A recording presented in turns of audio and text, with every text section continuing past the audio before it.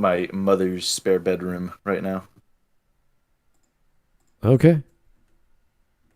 Well, this will take some time, so just be sure you got your 2 hours set aside. All Oh right. yeah, Let's yeah, get we're going. good to go. Okay. Oh, boy. Good afternoon, folks. Welcome to Smudcast number 241, How Death Note Got Bad by none other than Big Joel. Now, before I begin, Big Joe. there is a pattern with all of these YouTubers who put their actual YouTube name in the title, and I don't know why, but everyone seems to be of the left-leaning disposition. And I don't know if Big Joel is of that denomination. The only thing that tells me that is he has him in his Twitter bio. That's all. I don't know if he's a communist. I don't care.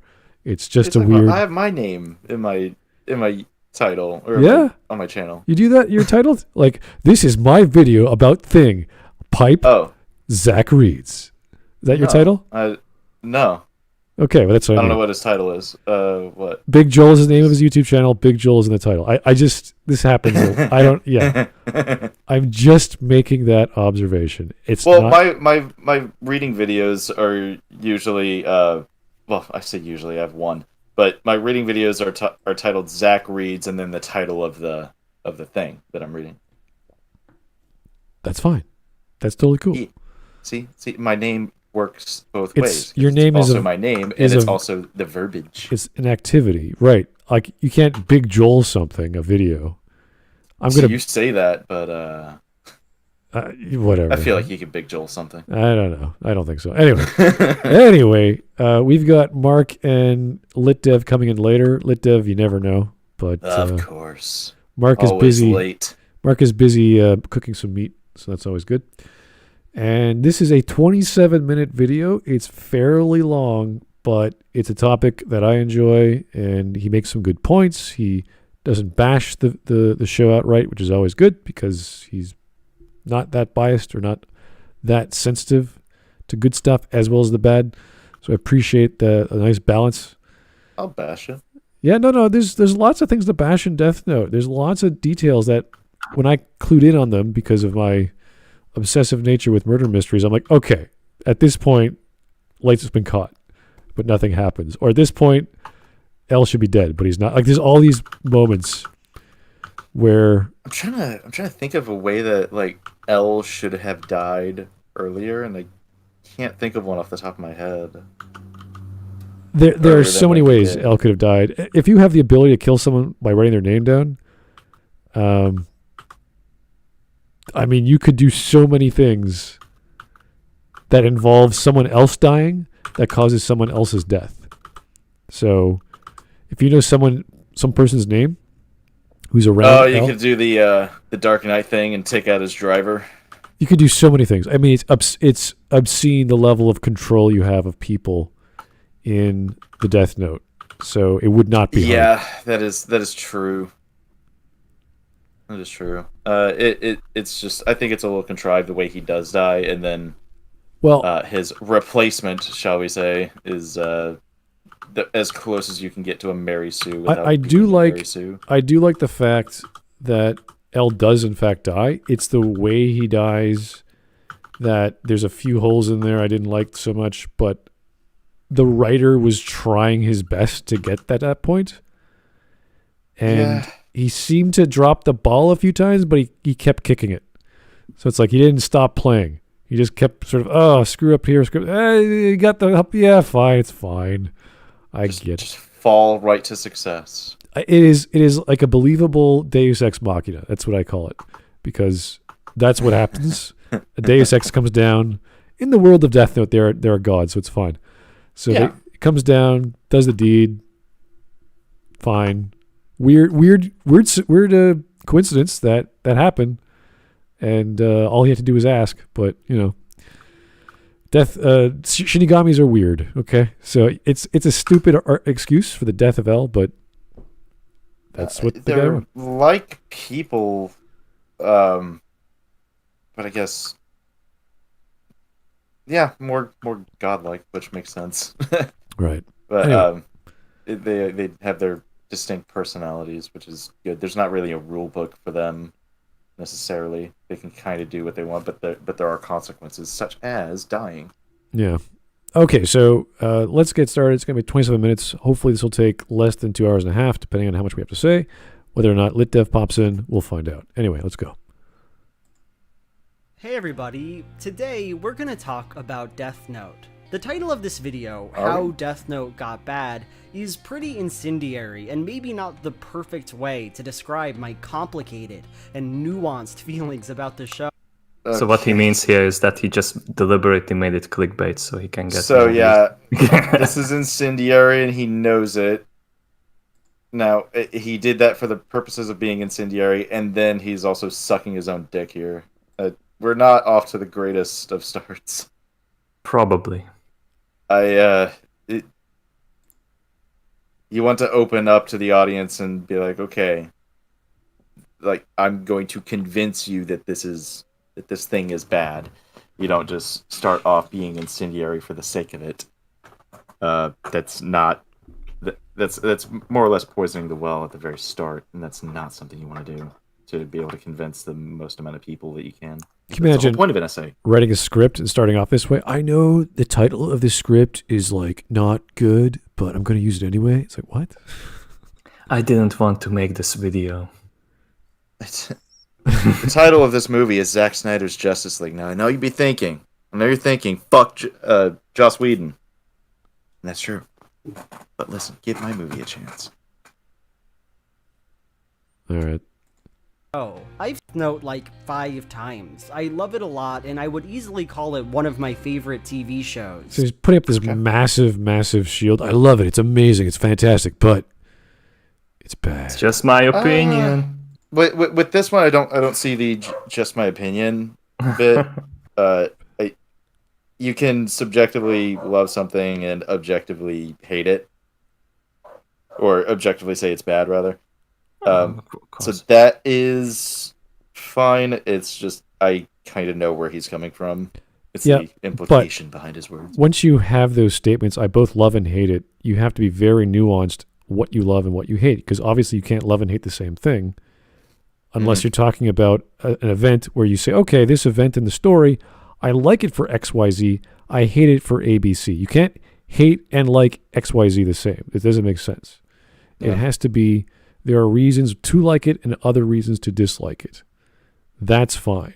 But you just can't generically say, I love and hate my wife. It's like, what? What do you mean you love and hate your wife? What is that? I just hate my ex-wife. Does that count? I have a melancholic relationship. I wish she was another way, but right now she's not. I wish she was dead, but unfortunately she's alive. With this, I would say, if you love and hate something, this is where objectivity comes in. Like this is where you need to be like, okay, I'm going to be as objective as possible for the purposes of this review, and say what is good and what is bad, and try to leave my subjective feelings out of this. Right. So the example of, let's say, Krispy Kreme donut. Everyone loves Krispy Kreme donuts. They're delicious. They're amazing. And then you get on the scale the next day and you're like, oh my God, that's too much. What have I done to my body? So you love the flavor, you love eating them, but you hate what it does to your body. So those I have made horrible decisions. Yes. Those are two different things. And you love the donut for what it tastes like, but you hate it for what it does to your body. So yeah, specifically Krispy Kreme. Dunkin' Donuts can get fucked. Oh God, why even bother? I mean, once you go, don't go to Dunkin'. By the way, people. You know what? I actually appreciate Tim Hortons for what it is. Doesn't mean this I want to. Podcast sponsored by Dunkin' Donuts. And if you're in Canada or Europe, this podcast sponsored by Tim Hortons. You know, if you want to DunkinDonut.com/smudboy, 20% off next week. There's a sponsor I never want. Yeah. Oh God, no. Actually, we do have Dunkin' Donuts in Canada, but I don't care. But yeah. Well, I've lived in New York for the past few years. I finally made it to Tennessee, chat. Yay! I'm out of New York. Yay, Tennessee. Yeah. I haven't seen Krispy Kreme or a Chick-fil-A in years. You bet your goddamn ass I'm made up for lost time. Well, I've had like Chick-fil-A 4 of the past like 5 days. That only okay. 4 of the 5 because they're closed on Sunday. Slow down there, high roller. Okay. Look, I have to make up for lost time. You don't know how delicious Chick-fil-A is, but we have one in Toronto. We just opened up a few years ago, but I'm taking a measured indulgence, Smudge. One a day. Yeah, that's measured. Okay. Only 50 nuggies a day, Smud. All right. Okay. It's only for an average person. This is a small meal. Thank you, Zach, for your dietary investment the past 5 days. Don't do what I'm doing, Chet. Anyway. No, I'm all right. No, I'm all right. Okay. I've just been getting like a sandwich a day. They're good. I'm not saying fast food's bad for you, but just slow down on how often. That's the problem. You shouldn't be having it every week, especially if you want to save money.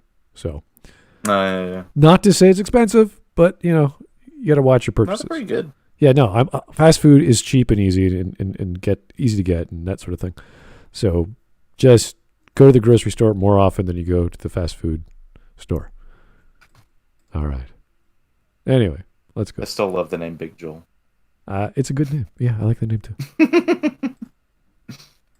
But across its runtime, I love it in very different ways. Starting up the show, no matter how many times I've seen it, I'm always blown away by how great and well written it is. But after that, fairly quickly after that, as we're gonna see, it becomes fun, useless garbage. I love Death Note. I love warm trash TV. But when I look at the show, I can't help but see a lot of wasted potential. I would not see this show as fun, useless garbage. That's not.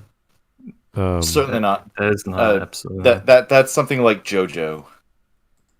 Yeah, I'd go that far. That is the fast food of no. I wouldn't say. I would say like the shonens are like the fun. Dragon Ball Z is fun, useless garbage. Isn't this a Shonen Jump publication? I think it's a seinen. Yes. No. Wait, I gotta look up. It's been a while since I've seen it is because it was pretty popular and that's how it got published so well. So. I do appreciate that the fan base Weekly Shonen agrees. Jump. Oh, my bad, Mark. I stepped on you. That makes more sense because I don't think it would have been that big if it wasn't for Shonen Jump. Once you're in Shonen Jump, you usually get turned into an anime, but you got to start somewhere, guys. If you can make it to Shonen Jump and you're a manga artist, like you're set. You can make it here. You can make it anywhere.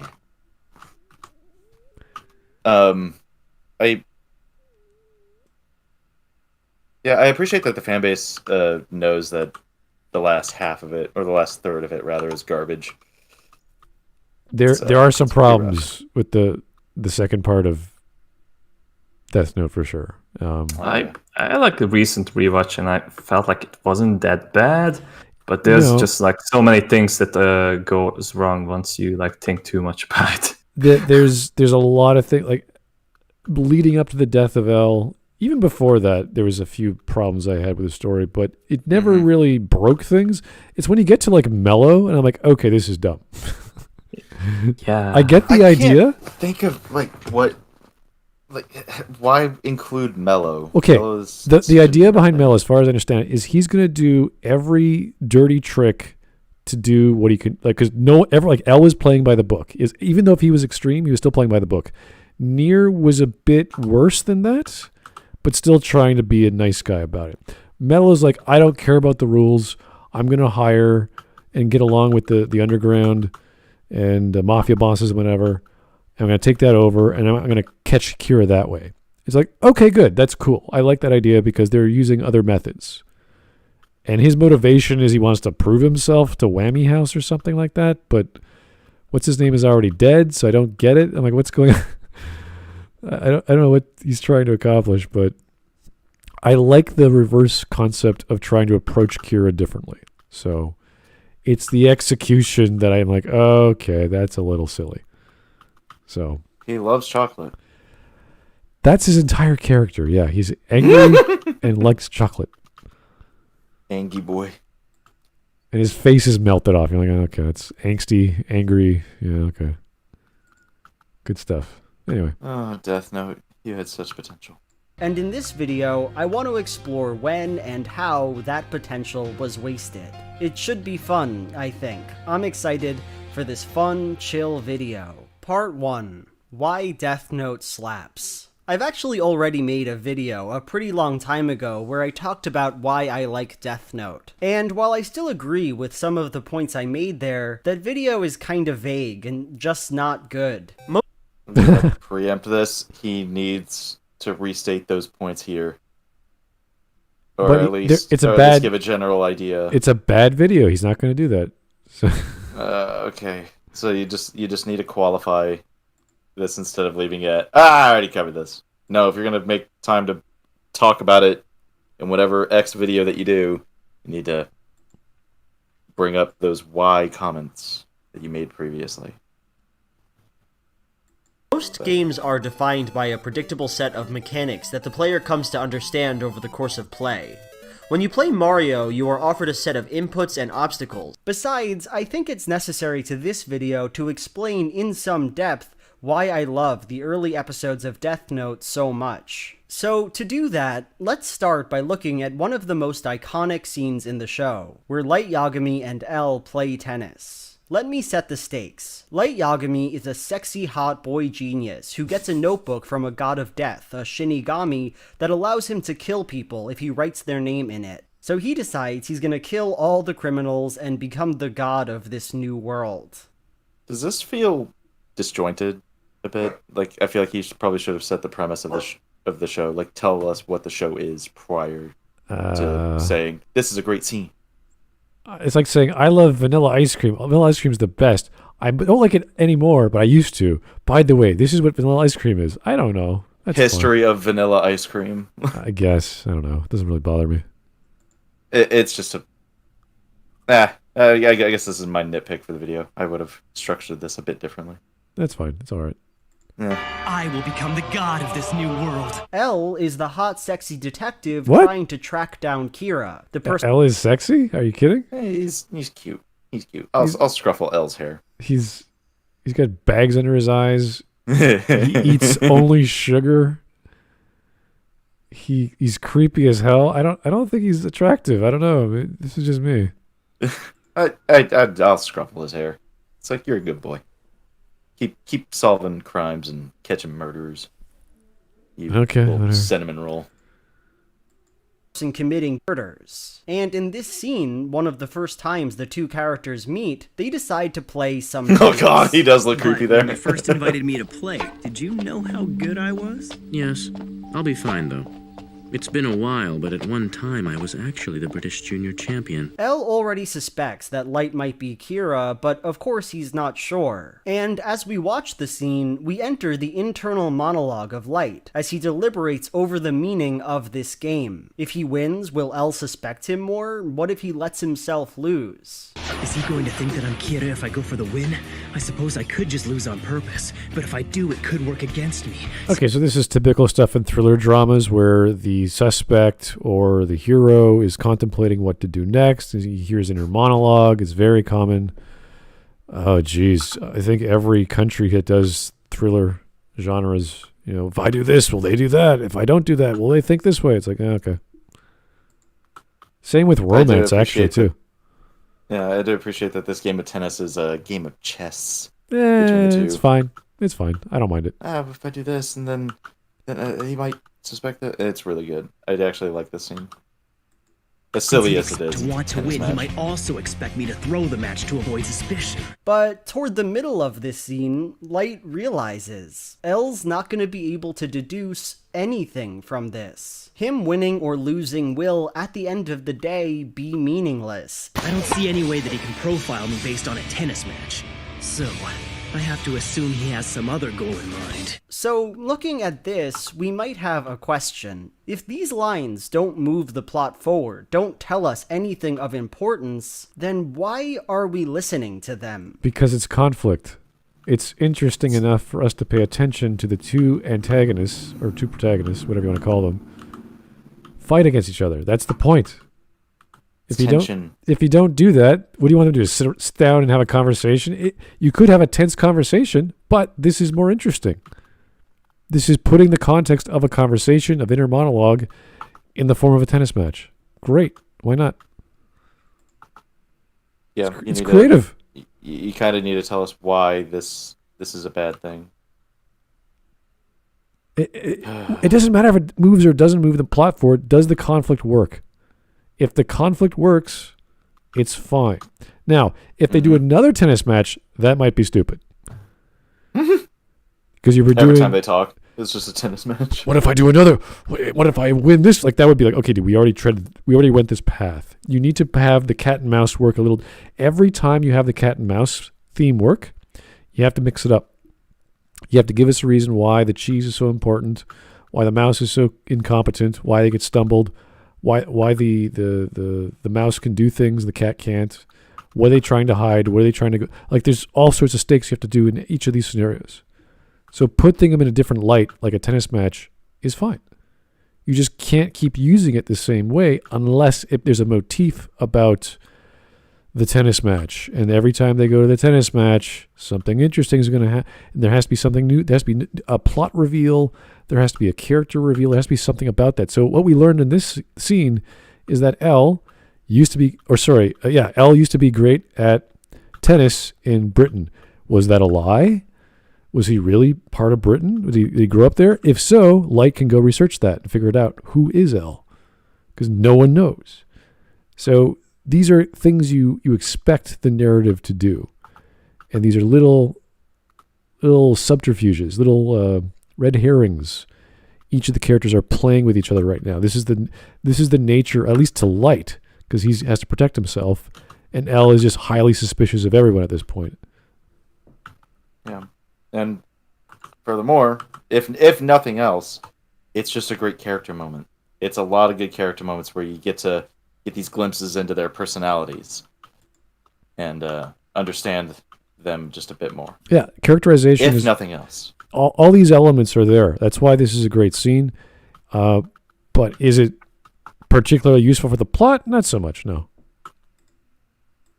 What's the point? And the answer to that question, from my perspective, is simple. The point is, it's a tennis game. No. Sure, we might understand in retrospect that this is a dead...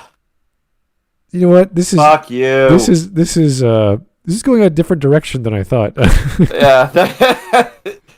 It was. How long did we talk about the tennis match just now? And then he's like, "Yeah, it's just tennis, lol." Like, fuck you, dude. You know how God damn it. You know how we usually say, "Dude, it's just a cigar." Dude, like, stop reading into it. It's the exact opposite. It's the opposite. What was it? The curtains on the Titanic. Like, no. Sake. No. Don't. No. Fuck's sake, dude. This guy. I cannot believe he just said that. You know, usually these people are really introspective and subjective with all their, like, this symbolizes the feeling of his heart bleeding on this. Like, no. Every time they're wrong. Every single time. Even when they have something that's, like, actually meaningful, they'll take something meaningless and make it meaningful, and then they'll take something meaningful and just be like, well, nothing. Get over it. It's stupid. Fuck you. I'm writing these down as comments just to make sure we... tennis match is not just a tennis match. Okay. The tennis match means nothing. Like, fuck you, dude. But can't know that until we think it through. And in this way, Death Note says something kinda profound. We just did. That within its logic, objects do not merely exist as a way to keep the narrative flowing, to get the characters where they need to go. All right, this is I don't know what the freaking hell is. Objects what? Does every object have to be a MacGuffin, dude? Or a plot device? No, a McMuffin. What kind of... do not move. Tennis balls scene. Tennis balls move. This is an allegory for the way Light is moving through his darkness and becoming a dark god. Okay, guys. As much as I would love every single description in every book to move the plot forward, sometimes you just gotta describe what a person looks like and what they're doing, because I need to know that. That was so bad. Like I have a I don't know, I have a pencil in my ear. It's an HB, I don't know, 8. It's perfect for drawing. And he pulls it out of his ear and he starts drawing. And the picture he's drawing is what he's envisioning. And what he's envisioning is the dream I just told you about last chapter. And that dream is a dragon. And it doesn't have to, everything doesn't have to connect. You know? But since like the HB stands for Happy Birthday, it's a birthday gift. It's too much. Like, you don't have to do that. Just don't stop sucking. We're 3 minutes in. You already suck. God damn you. Let me just I'm willing to rewind bet that. he's gonna look very deep into like one meaningless scene in the show, though. Like This is a dead end, but we can't know that until we think it through. And in this way, it's not a dead end. Something kinda profound. That within its logic, objects do not merely exist as a way to keep the narrative flowing, to get the characters where they need to go. Rather, they just are what they are, and the characters have to deal with them. We are playing a game of tennis. What does tennis mean? We can see this. What? I love that. I love that. That little line of what does tennis mean? Fuck you, dude. I said just a few minutes ago, if nothing else, this tennis scene is good character building. It's a good definitely character is moment. because we get to know like these two characters when they have to like face each other in like some kind of game, like a competition. Shows how competitive it's like they it are. feeds the information, White... even if we are not just listening to like the dialogue itself. Shows how Light is like constantly trying to cover his ass. We're not really getting L's monologue, are we, in this scene? No. I don't think we get to see that. Yeah. Well, fuck, it shows that L is still athletic. It shows that L doesn't just sit on his ass all the time solving murders. No, he gets out and does extracurriculars. He gets out, he does things. And just like that's at the bare fucking minimum of what this scene is doing. You can layer stuff on top of it, such as driving the plot forward, even though it doesn't really drive the plot forward. But somehow you just missed all of that. Somehow. Here's 360 giving me $7.77. That's a No, you heretic! How dare you? You have broken the rules, sir. Shouldn't have been 720, but okay, 777. I don't know. Maybe you like lucky numbers. You're just playing the slots today. I don't know. That's fine. This scene is useless, but we can't know that until we think about it. Good lord. Fuck, dude. Everything's surface level until you think about it. Wait, and then realize, no, it is actually surface level. It's like, what? I don't know. I'm writing this stuff down as we go through it, so I do appreciate you guys being patient with me. Joe Crazy, what does football mean? I don't know. Oh no, it's the Hello Greedo line. Just like, how does it make you feel? Hey, like I could like imagine that this guy is like reviewing The Room, and every like football scene, like, what does football mean to Johnny? Does Tommy want to play the football? Is he just giving it away, like he's giving away his girlfriend? What does it mean? Like when he passes the ball to Mark, he passes the wife. He's giving his heart to Mark in the form of the ball. Oh, hi, Mark. Oh, hey, Johnny, what's up? This is pain. Like, I was hoping we could go somewhere like actually meaningful and have something to talk about, but this is the part he likes. Okay, this is what he likes. It means nothing, and I love it. Like, okay, it's nihilistic. Like I love nihilism. I love postmodernism. Yay! It's like, dude, imagine this scene has all this meaning, and he's so dumb that he couldn't figure it out. But he's mentioning how much there's no meaning in the scene just because he loves postmodernism. And be like, oh, that's nice. Like, yeah, buddy, you crushed it. You fucking did it. You just pat him on the head, give him a cookie. All right, on your way. Fuck off. All right, so thank you 360. I like the number 7. Okay, I mean that's cool. Prime Then numbers why are is your cool. name 360? Idiot. Got him. You know, maybe he made that deduction after, but I think he says he doesn't like the number 3 and 6 and 0, and then followed by the number 7. So, what about 1? It's the loneliest. I'm sure he does. You can't assume people's preference to numbers, Zach. There's a very personal 1 thing. is the loneliest number, and I need to know if he loves it or not. I think 0 is pretty lonely. No, 0 is nothing. 0 objectively does not exist. In my subjectively objective opinion. That seems pretty lonely to me. I don't know. Let's have a debate on the number 0. Well, not today, but... Oh. Well. Anyway. Way to just kill my vibes, man. Let's just go for this. All right. Philosophy made the early episodes of Death Note. This sense that objects have an existence of their own. What if light gets a call at an extremely inopportune moment? Hold on, no. Objects have an existence of their own. This video, Tao, should be about how Death Note is dealing with objects that move. So, you know how babies are born? There's this thing called... there's this thing that they don't understand called object permanence. So as soon as it's out of their sight, that the object no longer exists. Is that what he's talking about? Dude, that is the most nothing thing I've ever heard in my life. Can we rewind Objects have an existence of their own. Where are we? Pervade the early episodes of Death Note. This sense that objects have an existence of their own. What if light gets a call at an extremely inopportune moment? How can he prevent that? Oh no, what if my father calls back now? I already promised her that I'd let her talk to him if he did. If this phone rings, it's all over for me. What am I gonna do? Well, obviously, he just has to turn his phone off. This is crazy. All I have to do is turn my cell phone off. This isn't difficult or complicated, and if light simply he's had never nervous! gone Show off, explains it. most people in the audience would never have noticed. But nevertheless, we're directed to think about this phone for the simple reason that it exists and might go off. It's Okay, listen.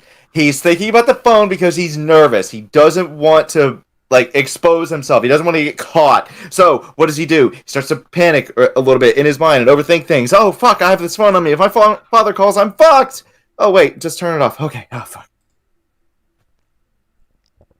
You're getting an insight into what he is thinking and what he is doing and the preventions that he is setting up to not get caught.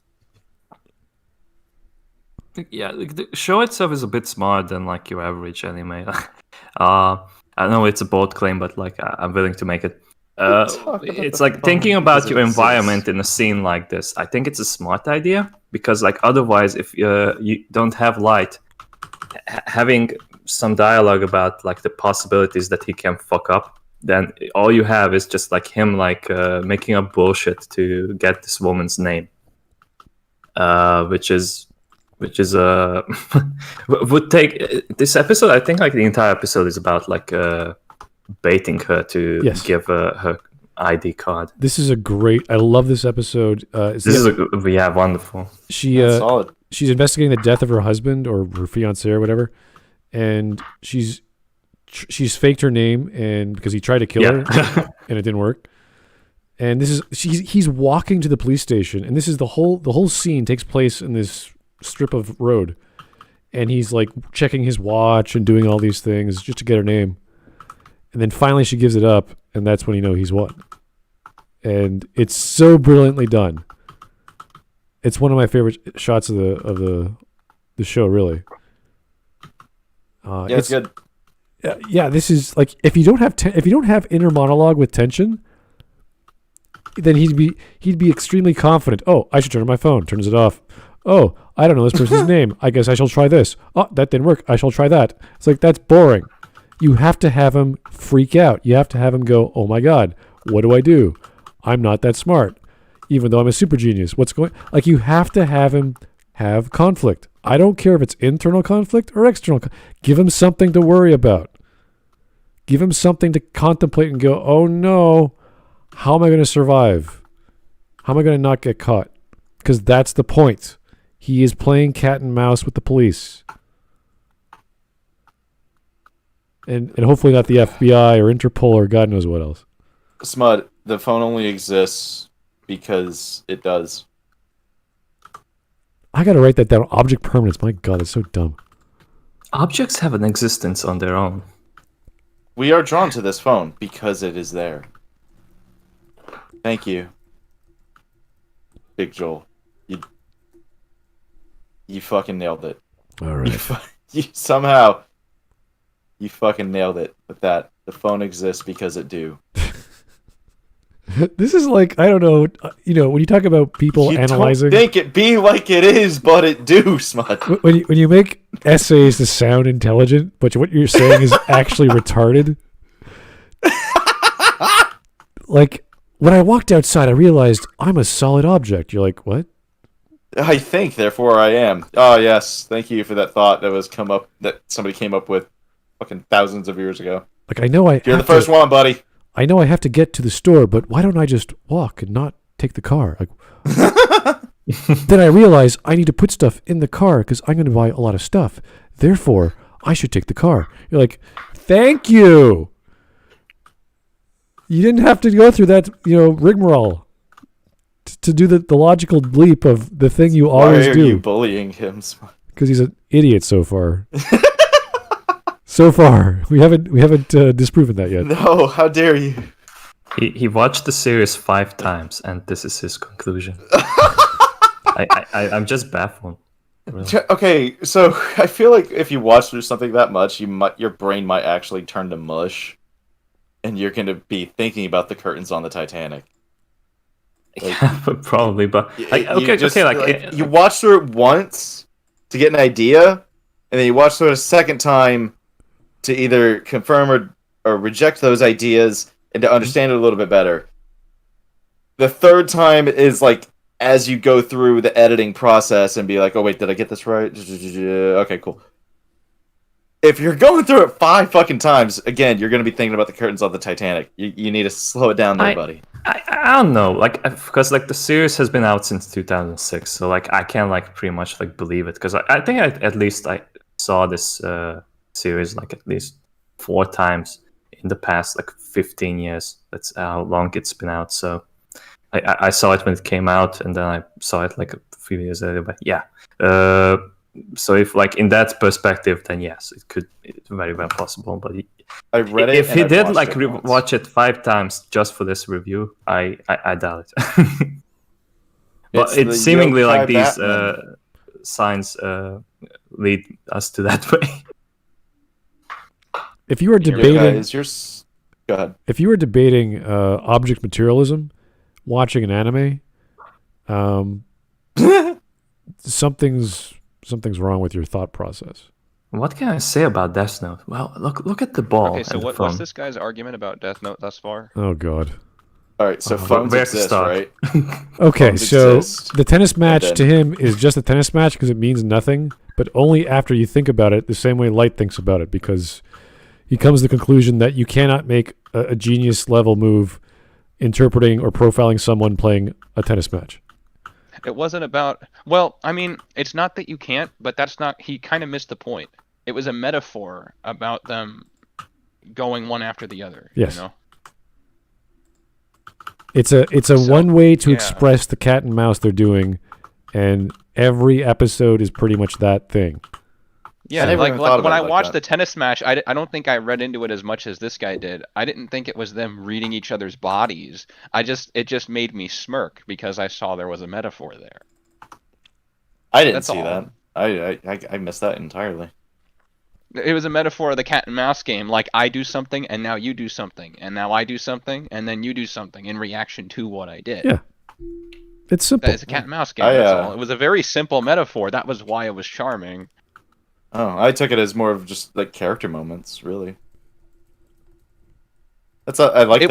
It was like something the that I didn't catch when I was a child. I didn't catch it until I watched it as an adult recently. Are you calling me a child? I was like, ah. Yeah. Well, to him it means nothing. So.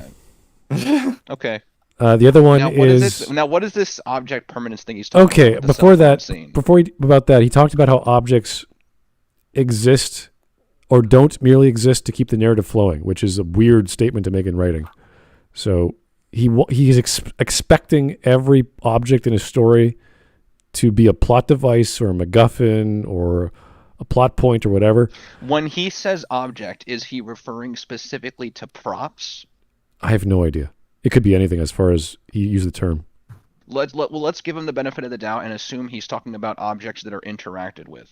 That's still a bit of a stretch. Yeah, but then he jumps into the phone that Light is using because he realizes, oh, Light carries a phone, and if his dad calls him right now, he'll get caught. So he contemplates, what do I do? Light mentions that. Yeah. Yeah, Light mentions that during an internal monologue. Yeah, but this is the guy. He's literally brain dead and going, what does it mean? Light tells me it means I should turn the phone off. Oh, that's what objects mean. They have an existence all their own. And you have to think about them. It's like, what? The really? phone has a personality. The phone is self-aware. The phone is holding the Death Note. The phone is Kira. It all makes sense. Wait. I'm a little... I didn't quite catch his point. Neither did we. Oh, you will have time to. So I'm supposed to be confused then. Okay, so that scene where he's having an inner monologue, where he's nervous, he's contemplating getting caught. So he has to, how do I solve this problem? Yeah. He's like... that was useful for two reasons. The first reason I think that scene was useful. First, I want to analyze Death Note, and then I want to analyze this guy's response to it. So that scene, the reason why that scene was relevant was two things. I mean, yeah, I think one of the flaws in Death Note, but it's a charming and self-aware flaw, is that it's a little dialogue heavy in terms of internal monologue. It's a little bit heavy on the internal monologue, where sometimes I felt like Light was spoon-feeding me things. Yeah, but sometimes you need to do that. And yeah. This was one of the times when that was useful. You need to have I'm getting ahead of myself. Because in this scene, there's only two forms of conflict: Light and himself, and Light and the FBI agent. Like, you need to have more than something else going on, and unless it's just a guy walking down the street and he's arguing with himself. Yeah, but it was useful for two reasons. Because one was that it brought up the tension, because it, now we saw Light might actually get caught, and two, it helped explain what was going on. That was why that internal monologue was useful. It increased the stakes, because now we saw Light might actually get caught, and he explained to the viewer what was happening. It's also a good show of world building, because it shows that Light has killed all these people, and one person out of all those people took it upon themselves to go hunt Kira. And he found one of them. It's like, oh shit, this girl's smart. You got to watch out. And within the span of 10 minutes, he kills her, which is amazing. Mm-hmm. And he goes through all the steps of what he has to do to catch her. It's like, oh, I got to say this, and I can't say that. I got to act like this. I got to check my watch. Yada, yada. He has to all do it before he hits the police station, because they're walking there. And as soon as they get there, they're going to get caught. Or he's going to get caught. Yeah. So, I mean, it's a great scene. He's like, objects exist. Like, okay. It was really great. And I was, just as a side note, when Light killed her husband, it made me hate him. But when Light killed her, it made me despise him. Just the way that he did it, Oh yeah, the closing scene of her walking up to the noose. Oh, that was beautiful. It wasn't just that. It was how he was so scared that he was going to get caught, and then he didn't, and then he smiled, and he wanted that as she was like 3 seconds away from losing her mind, he wanted to see her react. Yeah, that's his thing. So he's like, I'm Kira. And then she gets that petrified look, and then as she's walking away, he's like, oh, are you sure you don't need my phone? Like, he's taunting her. I couldn't fucking stand him. Yeah, that was a really gross scene. He's got that. It was. He's got that childish ego to him. Yeah, that's his. It's his hubris. That's the thing that always gets them in the end, which is what I like about this series. Anyway, let's keep going. Joe Crazy. People die when they are killed. Thank you, Joe. Always a good one to remind people. Here's 360 again with the 720, but hey, you corrected it. But 777, 720. Thank you, sir. This guy's an idiot, but we can't know that unless we think about it. He exists as an object outside of our own intelligence. I don't think there's a single part of that I disagree with. Thank you. Let's try not to quote Bishop Berkeley any more empiricists or SAS percepi beliefs. Let's just slow down and not do that. Anyway, on with the video. just that simple. What if someone in Oh, Light's yeah, I gotta join family the just watch together. happened upon the Death Note while they were in his room? Well, that's not something... They can't because he has it set up so if anyone opens that locked, drawer, it immediately destroys the Death it Note. has like a mechanism Yeah. starting that's gonna burn it without them knowing. That is literally covered in the show. You dense fuck. Explains it in detail. What? Why is he bringing this up? How do you say this? That is a scene in the show. How the fuck do you? Oh, fuck you, dude. Also, he locks his door every time he's inside, so you can just like open the door on him while he's like writing in the notebook, and then he's like, "Oh, you're busted." Even when they place like cameras in his room, he can outsmart them. I take a potato chip and eat it. That's the famous Well, scene. can somebody push play so I can check if I'm in sync? I don't think mine is working. We're at 452. It's working for me now. Okay, great. Thank you. expected to happen. And if no character had brought it up, I wouldn't give it a second thought. But we do think about it. In fact, a substantial part of an episode is devoted to Light figuring out the best and most elaborate way to hide the thing. Yes, it's almost the very beginning of the series as well. This is extremely important. If you guys understand the concept of wiping your own ass, when you create a scenario in a story and you're setting yourself up for destruction, you say, wait a second, you can throw nuclear bombs from your hand? Wait a second. You have to limit your power. You have to start boxing in or controlling the supernatural elements. And that's what Light is doing. He's not actually talking about the supernatural elements per se. He's talking about what he does to keep people from finding out he's Kira. That's the whole point of the show. So you have to focus. That's the whole thing that makes the show interesting. You have to focus on these details. Even if he has this elaborate bomb shelter he never used, but he's ready for it. He's prepared. He's thought it through. He's bought the sandbags or whatever. He set them up and all that crap with escaping a prison. What's that show? Shawshank Redemption. He's escaping. That's all nothing, Smud. That means nothing. Yeah. See, objects exist because they do, and the bomb shelter exists because of Light's hubris, which is nothing. And it's shown here in the tennis match. I want to die. I can't keep this up.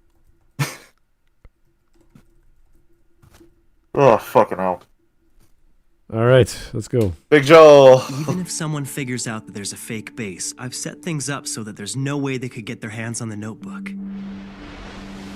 You see, once the ink reservoir is inserted, it acts as an insulator, preventing the flow of electricity around the circuit. This never comes up. It just goes on again. like it this. It doesn't go anywhere, but we hear about it anyway. You fuck! It's something that Light would have to think about. Can the Death Note make people do impossible stuff before they die? Well, no, it can't do that. And obviously it Those can't. were actually If really Light could useful just give rules. I people found myself superpowers asking with the questions Death like Note, that, the and entire those screens explain that. Dude, this Exactly. fucking guy. It sets up all these rules that never come up in the future. No, it's world building.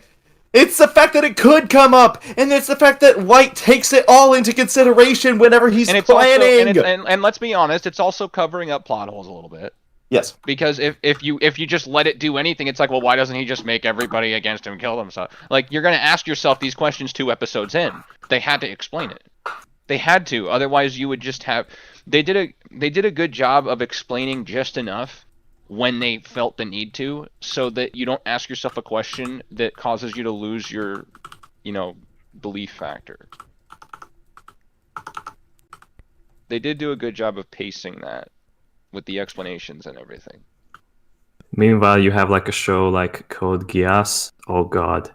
Oh, I thought I remember liking the show, but I've heard good things about Code Geass. I haven't seen it myself though. Okay, so basically like Code Geass ran exactly the same time when Death Note did. So a lot of people at the time were comparing the two, and it was like a funny rivalry. Well, you like this, but you can't. You gotta hate the other one. So it was like a joke back then. But basically, it's essentially similar. That there's one guy who has incredible power and can use it for his advantage to become almost like a emperor or a god. And but like the ways like that character like Lelouch escapes like situations is just fucking ridiculous. Like you have a power that like you look into someone's eye and you can like make someone do anything, literally anything, and then like the rules are just like bending so much that I just couldn't follow. And like at one point like he doesn't even use that ability. Like something like out of nowhere happens and he gets rescued, for example.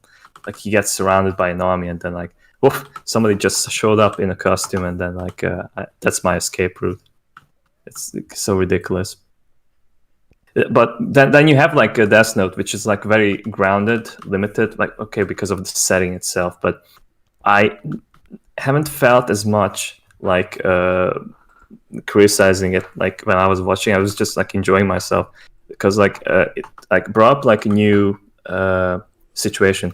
It explained it like so well with the rules or like these short scenes, and it's just like so satisfying.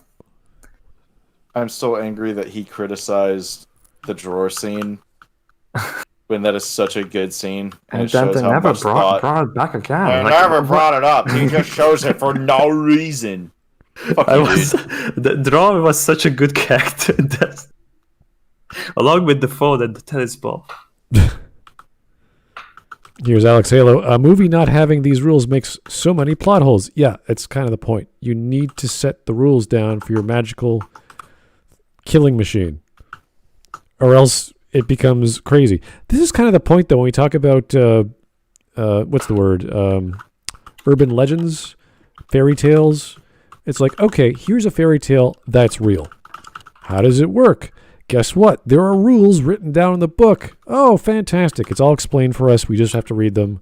And now we understand how this thing works. So we had all these games as a kid you played. You know, you say the name 3 times in a mirror in the dark, whatever, and he comes out and scares you, whatever the crazy fairy tale was. Like stuff like that. That's the level of Bloody Mary, Bloody Mary, Bloody Mary. Whatever it is. That's the level of, I guess, maturity of the Death Note. It's this crazy wish fulfillment device that kills people. So you have to be careful. You have to limit it. You have to put it within its system, and it can't ever break those rules, or else you're screwed. So there's all kinds of rules. But the one that got me was the way it works is you have to picture the person's image in your face or in your head, what they look like, and then write down the name, because many people could have the same name. So there's this weird relationship between the person writing, their mental state of perception, and writing the word itself, the name of the person, which is weird. But okay. The Death Note also makes it a bit more intimate, the kill. Yeah, but there could be people who look exactly the same and have exactly the same name as well. But that's a very minute possibility, and there's other things involved of, well, I think of this person in this part of the world where I saw them, therefore the Death Note then says, okay, this is your memory. I can zero in on this person somehow, magically, boom, we can kill that person, as opposed to John in the UK. So John Smith in Japan has... Would that be solved with intent? If the Death Note sensed your intent? It was never stated intent is a rule. Right. I'm suggesting a fix for that. There have to be corollaries on top of that, because it's too dependent on these rules that you start questioning the rule itself. But that's never a huge issue. It's just, okay, the writer's doing his best to make sure that the basic questions are covered. Like, wait a second. You don't want them to spend 6 episodes just explaining exactly. How the thing works. It's too boring. So just give us the picture thing in your mind isn't a terrible explanation. No, it's not horrible. But if you're blind, I mean, you can't write it. You forget it. Can the Death Note be written in Braille? Okay. John Doe the Average Joe, thank you. Did this guy like the Netflix version? I would assume not. Nobody did. I don't think. That's a very good assumption. Yeah. Nobody liked that. Okay. That was garbage. Anyway. But they're making a sequel for it. No, what? Shut your fucking mouth. Shut your fucking mouth. Yeah. Don't you ever say that again. Yeah. No, don't say The that. only good thing coming out of that is ER's gonna make a video of it. ER returns. Yeah. This is the return of ER. Are you kidding me? Oh my god, they are actually doing that. Holy shit. Oh no. I wish I was just kidding, but no. I don't know. I hate it. I really don't know. That is a tragedy.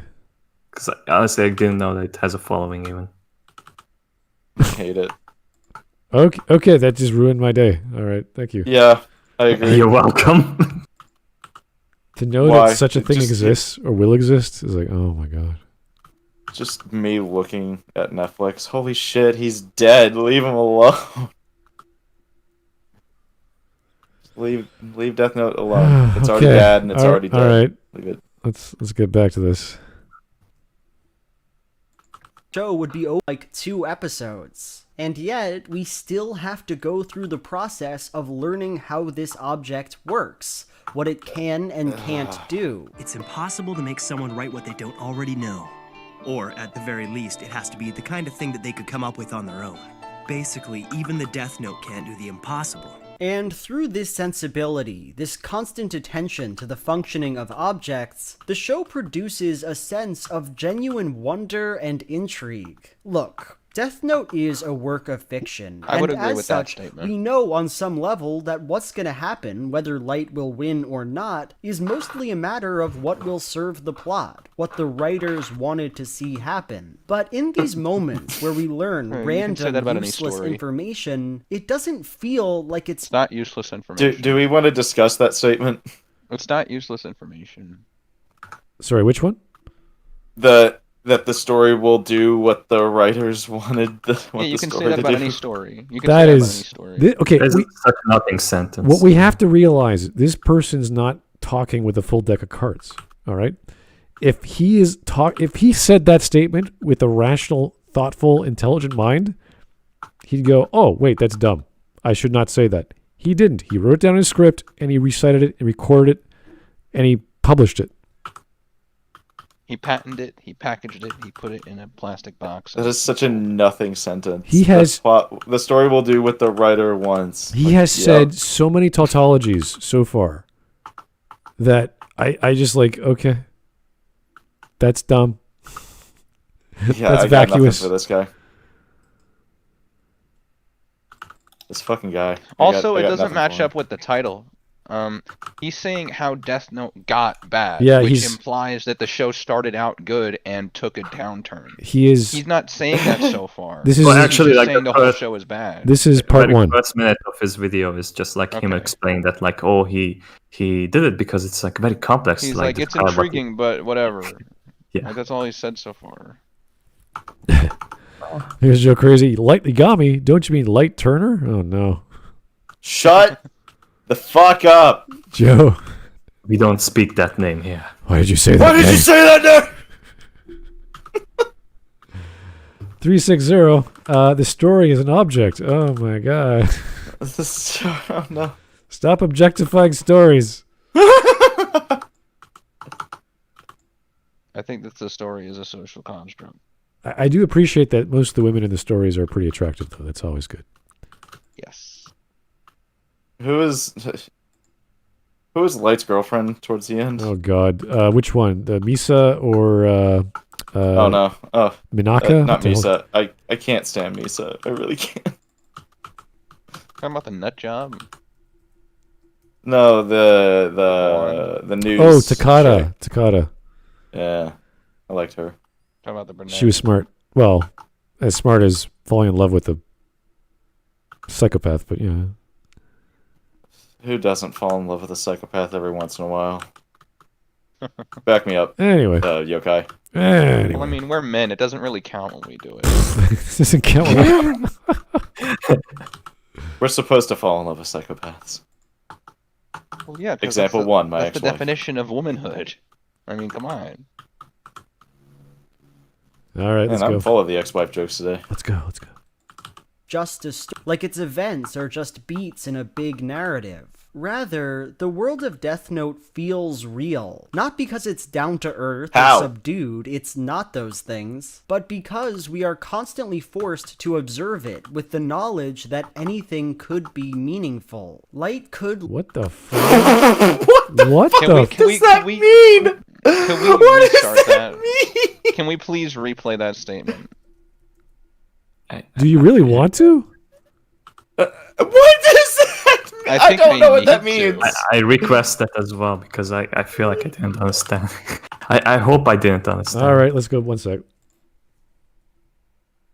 They're subdued, it's not those things, but because we are constantly forced to observe it with the knowledge that anything could be meaningful. Light could lose because his sister found the death. Forced to observe it. First of all, I think this is what he's trying to say. I think he's trying to say, and I'm just going to make a generalized statement here just because I want to make what he said make sense. I think he's trying to say Death Note is bad because rather than being inherently interesting in plot, the writers overly relied on overly complex mechanisms just so that you're forced to think.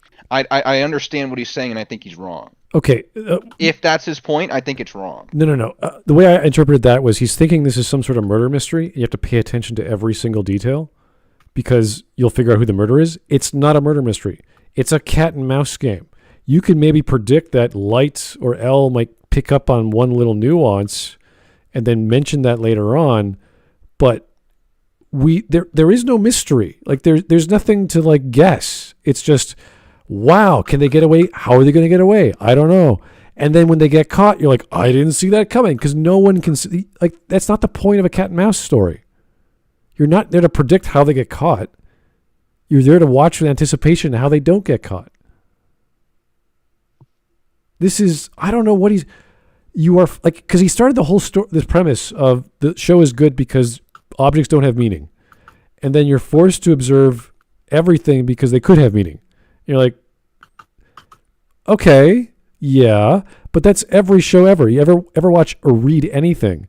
The whole point of analysis, of critical analysis, you turn your brain on and go, hey, Wild Tanuki, Yokai, this is the section of why it's good. Then I give up on what he's saying. Yeah. He's trying to say it's good because it makes you think, I think. Because that's what good shows do. They stimulate your brain and go, oh, wow, this is interesting on many levels, intellectually, emotionally, whatever. He's trying to narrow it down, but he's not giving a good reason why. Because every story that is attractive to the audience has to stimulate your mind, either form of entertainment, like stimulation of, things blowing up, if you want the visceral, surface level stuff, or the emotional, dramatic stuff, or fuck yeah. Or I like the plot stuff in murder mysteries because that's where we get a lot of detail about character motivations. So he's not wrong in saying, yeah, we should pay attention to good stories, but he's not telling us why it's a good story. Why is Death Note good? What scenes make it attractive? He should tell us that and show us that. Say, this is good because of X. He's just saying you should listen to everything because you don't know what's going to be attractive to you. And you're like, yeah, I read every word in a book when I read it. I watch every second of the thing when I look at it. It's such a vacuous statement. Like, this is a child trying to do a critic's job and have no idea what they're doing. Cheese tastes like cheese. This one could be a bit saltier than the other cheese I had, but I don't know. I'm not that smart. Yes, the floor here is made out of floor. It's like, what? It never comes up again. Why is that? What is this thing that pulls me down to the ground, but I'm not flying off into space? I don't. It seems to have this pulling force, but I don't know what a pull is because I've never pulled nothing before. Like the air, even though air is made of atoms. It's like, dude, what are you talking about? I fucking hate this guy. I would lose my mind talking to him. I don't know where he's going. Objects are things. It's like, thanks, that's great. There's usually a great point that you bring up whenever we watch people is like, these aren't the people that you could go to the bar and have a drink with and have a full-on conversation with them or about anything. This is the guy I would want to blow my brains out after talking to him for more than 30 seconds. The girl was attractive because I got aroused, and she had hair. I don't know what kind of hair, but I liked it, and therefore I was aroused. It's like, what? And at this point, I'm just beating my head on the fucking bar. Just shut up. Why are you talking? The analytical analysis revealing nothing. It's like, what? Anyway.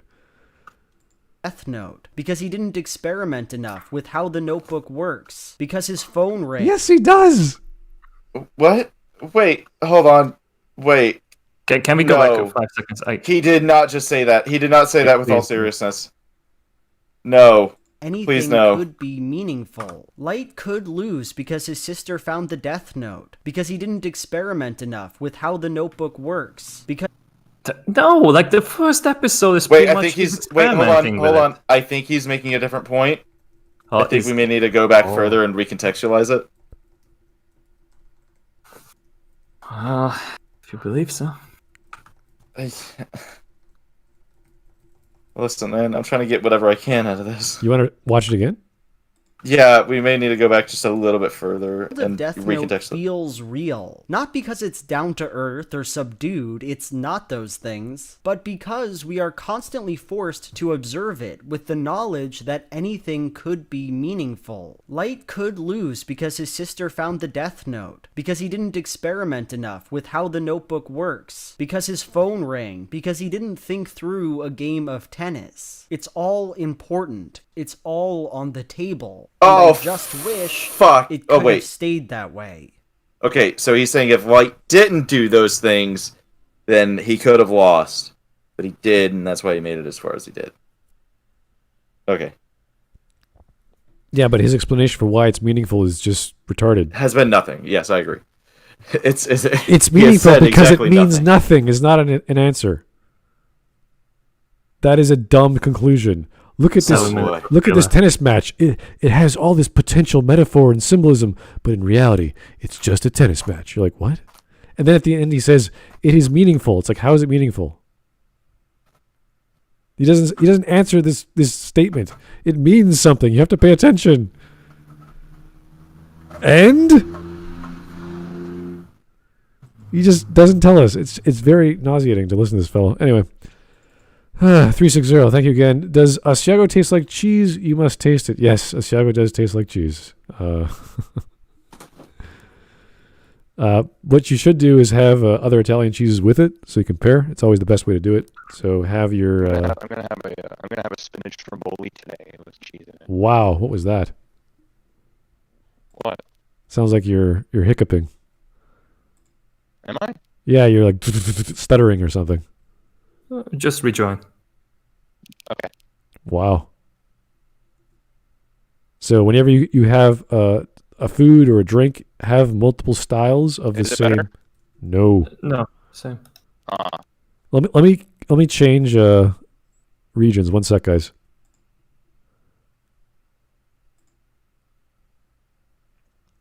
All right, we're back, and it's Singapore. How we doing? Everyone there? Mark, you there? Yeah. Hey, Mark. Zach, you there? Zach. Oh no! I think we lost Zach. We lost Zach. He didn't make it. Only his spirit remains. Well, his avatar. And Agent Yokai is, I don't know. Did he reboot? No, he's online. We don't see him. Oh no. Anyway. I guess Americans are not welcome in Singapore.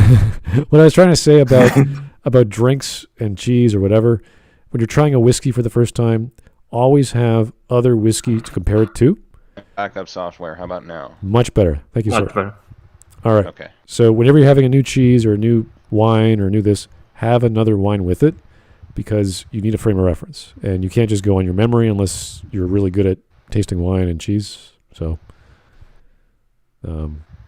if it's a good one. If it's really expensive, obviously you don't want to ruin it. So, but anything else in your mouth will change the flavor of anything else. Unless, of course, it's like, I don't know, you just had your first kid and you're celebrating with a glass of wine. a lot of sommeliers have said, that the best tasting wine is the one they had when their firstborn came into the world. So what do I know about influencing the brain? Anyway, try to eat and drink with friends. Always a good idea. So let's keep going. Part 2, Misa Amane. Oh no. Hey, let's put a pin in all this stuff. We'll come back to it later. But for now, I want to introduce you to probably the most infamous character in Death Note, Misa Amane. In the 10th episode of Death Note, Misa Amane enters the picture. Through a strange coincidence that we won't get into here, she comes into the ownership of another Death Note from a Shinigami named Rem. She's a huge Kira supporter, I like so Rem she a decides lot. to use her power to I track liked him Rem a down. lot. And when she meets Light, she immediately falls in love. Would you please make me your girlfriend? So, just on a very visceral gut level, I think Misa is one of the most horrendously annoying characters I've ever seen. And Okay, I would argue if you want to go that route, yes, she is annoying. She's not the most annoying. That is, there's plenty of anime In that out. show, yeah. Yeah, in the show, In she's that annoying. show, yeah. But not like, oh my god, I can't stop watching this. Misa Amane is on the screen. Oh god, I hate her. Oh, no. No, it wasn't that bad. Absolutely not. She is constantly screwing up amidst Light's genius, and it pisses everyone. Because we want Light to win at a certain point, because he is the cat, and we want to see him do well, or at least not get caught, or else the story's over. And she's so screwing things up here and there. And it's like a necessary conflict to have in the show, because if you have like a character such as Light Kira, Yes. then it's given that there's gonna be fanatics that are going around him. This Like, is what you're right. This is what makes a good story. Your allies are also your enemies. Now, in the case of Misa, she loves Light, so she's biased in this stupid way, but that's fine. You love someone. The crazy excess baggage of a person on an RPG is like, oh no, it's the baggage. It's literally the baggage carrier who does nothing else except fall over their own feet. Whatever. Misa is Lydia. Oh my god. What? Lydia? Lydia from Skyrim. Oh. I'm sworn to carry your burdens. She helps out fighting. She's okay. Lydia's fine. Yeah, she's great for soaking up arrows. There you go. Whereas Misa just screws up a lot, and she's flamboyant and outrageous and draws attention to herself and all this other crap that you don't want to do when you're trying to be a secret death god hiding in the shadows. So, she's dumb. And if it wasn't for her devotion, they would have gotten caught a long time ago.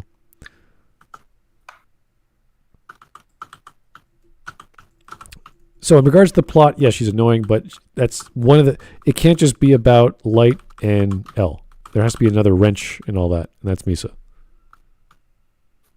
hate her with my full throbbing ass. There are only 3 facts that... Ass? Wait, what? Hold on. He's trying to be the angry video game nerd. Don't worry about it. What? That was very out of place and funny. It's alright. It's alright. I'm so He hates her with his full throbbing ass. Let's continue. I don't want to even know what a throbbing ass is. It's full of F-bombs. that are really important or true about Misa's character. First, she's a total simp for Light, easily manipulated by him, she's a willing fanatic, to do whatever not a he simp. says, and totally defined through her relationship to him. I can't be your boyfriend, but I can act like it. Thank you so much. Second, she's unbearably annoying in every scene she's in, constantly shouting, never understanding what's going on. She's a girl who loves a guy, and she's acting like a little girl. That's... If you don't like women... She's written to be annoying. I mean, it's just your typical fan-obsessed chick who's in love with a guy. It's nothing special. We see this in almost every... Usually it's the tsundere nowadays, but before it was not. So, whoop-de-doo. Etc. What? It's not believable because I'm not the second kid, okay? Third, as the show likes to remind us, she's a hot and sexy woman. Come on, fellas, Death Note says. I bet you wouldn't mind having a little bit of Misa Amane in your life.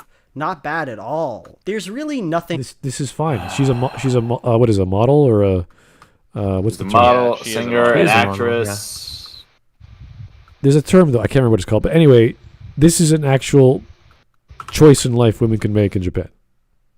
So Like so he's not explaining why those are bad traits or bad qualities. Yeah, right. she's a model. I just looked it up just to be safe. She was a model.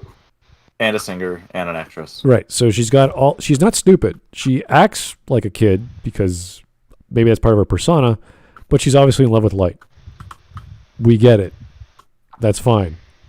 There's nothing unbelievable about her, aside from her complete denseness at times, but that's a good contrast with Light's genius. So I don't mind the contrast. I think that's a good idea. Or else Light would just be a loner and it'd be kind of creepy and weird. As creepy and weird as he already is. Nothing else to her besides these three things. In general, the show makes sure to make her depiction as pandering, fan servicey, and vapid as possible. Hey, Light, wanna come sleep with me tonight? What are you talking about? Just kidding! You're saving it for after we catch Kira, right? You don't have to be shy about it. And I find watching her to be a chore. You can disagree with that, of course, but I won't understand you. Now he's or just how peevish that's because even she's possible, honestly. being But flirty. more than just me not liking Misa, what I find troublesome about her character is the way she changes the structure of Death Note. To put it simply, Misa represents an enormous bomb to the plot of the show. What she lacks in character depth or interest, she makes up for with the number of elements she adds to the story. Misa is a reckless idiot, so she's at far greater risk than Light is for being caught for something trivial. Misa has the Yes, that's her problem. She's not as smart as hell. Not many people are, but she's obtusely stupid. So that's fine. That's good. This is what you do. So when you introduce a magical element or a technological element or something new, right? You have this gun that can shoot nukes, right? Then you have someone else who has a gun that can shoot mini nukes or can shoot, I don't know, water nukes. I don't care, whatever. Cool. Do they come from the same source? They do. What are they? Shinigami. Okay, so you're introducing more elements. You're world building and trying to let the audience understand what's happening. What is this force of nature? What is this technology? What is this magical element you put in place? Flesh it out. Have another guy with the Death Note. This time it's a girl. This time it's a whatever, supermodel, whatever she is, and she's goofy and silly and she's in love with the main character. Oh no, that's going to cause some conflict. I don't see how that's a problem. It's how it's done that matters. He's making all these claims. He's not substantiating any of them. You're doing some shitty writing there, buddy. You need to substantiate some of these claims that you're making, at least some of them. And I think Misa is a good character because it shows. Well, it's a contrast to Light. Quinn of Death Note. Yeah, and it's a contrast to Light, whereas Light's a genius and shows what happens when this power lands in the hands of a genius. This is what happens when the power of a Death Note lands in the hands of an idiot.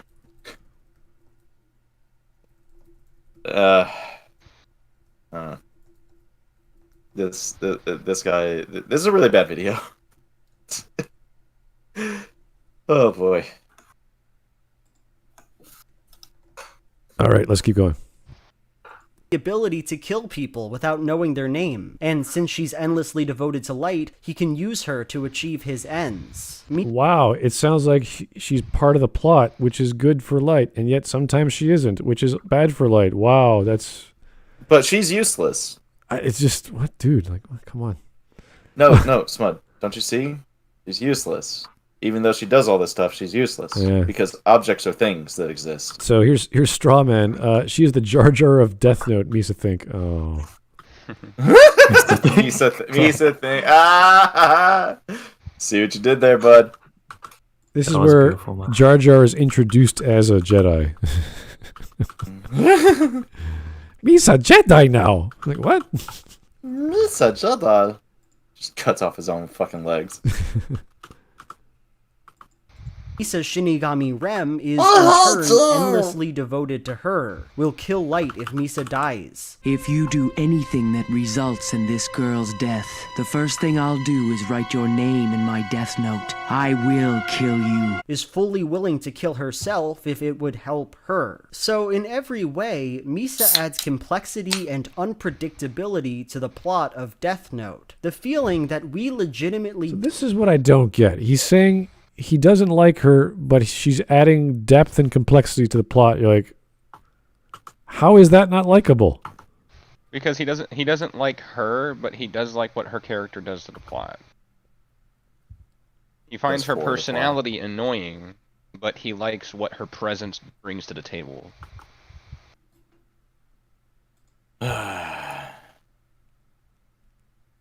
It's just a weird. It's just a weird. I don't. I agree. I agree. Don't know what's going to happen next because this character has screwed up everything for everyone. And while that choice could totally work for a different story, I don't think it does for this one. And that's because Death Note thrives off a sense of simplicity and intimacy. Looking back at the tennis scene I already talked about, what does that even mean? How comprehensible the stakes are here. So wait a second. He doesn't like her, even though she's good for the plot, because she represents intimacy and what? Intimacy and simplicity. No, Death Note's really simple, guys. Let me rewind that. I'm like, what the hell is he talking about? Drives off a sense of simplicity and intimacy. Looking back at the tennis scene I already talked about, we can see how comprehensible the stakes are here. Elle suspects that Light's Kira, Light wants to figure out what Elle's thinking, and that's it. Everything that's happening, everything that's gonna move... Yes, the plot is adequately explained to the audience, almost like it's good writing. Congratulations, you got anything else to say there, bud? Fucking hell. Anybody else have a comment? He already talked about the tennis match. Let's just keep going. Plot forward is right here on the tennis court. In this interaction... Wait. Rewind that. Wait. There's no way he just said what he said. Everything that's happening, everything that's gonna move the plot forward is right here on the tennis court. Wait a second. Did he just say the exact opposite? That nothing was moving the plot forward in the tennis match before? Yes, and this is just a tennis game. How... Did he watch his video before he uploaded it? Did he listen to any of this? Dude, less than 10 minutes! And you've already, contradicted yourself wildly. First draft. Redraft! You fuck! Dude. I am writing all this down just so you guys understand the where I'm not saying anything, because it's hard to follow. Uh-huh. And unless I have a bad memory, I'm quite sure he just contradicted himself. He did. Okay. He just directly contradicted himself. All right. Okay. So we're not mishearing him. Okay, good. The thing I don't understand is he'll start something off in the section where he likes something, and he'll bash it, and then he'll say, "This is why it's good." You're like, "What? Misa's good because you Yeah. Yeah. Anyway. If you really want to have a comparison between like what he said at the beginning, then we can go back to 3-minute mark and just compare the two. But yeah, I kind of want to do that.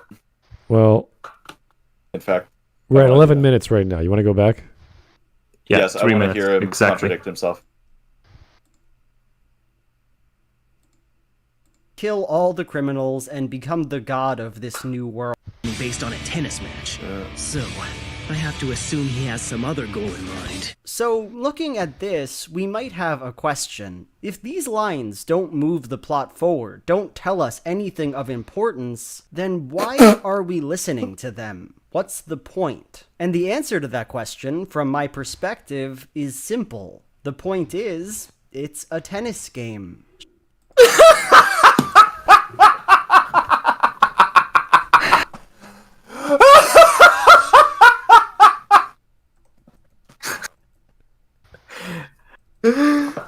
Dude! I forgot exactly what he said. I didn't think it was going to be that blatant. Oh my god. Alright, let's... Okay. I'm so happy. I feel like stopping right now, because I don't think we're going to get anywhere with this. Alright, I'm with you. I'm with you, Smud, because I'm sure we have another video that we could probably Yes, talk about. Let's get to This is such a nothing. to 13 minutes. We have another let's get halfway. Because these are things he likes, okay?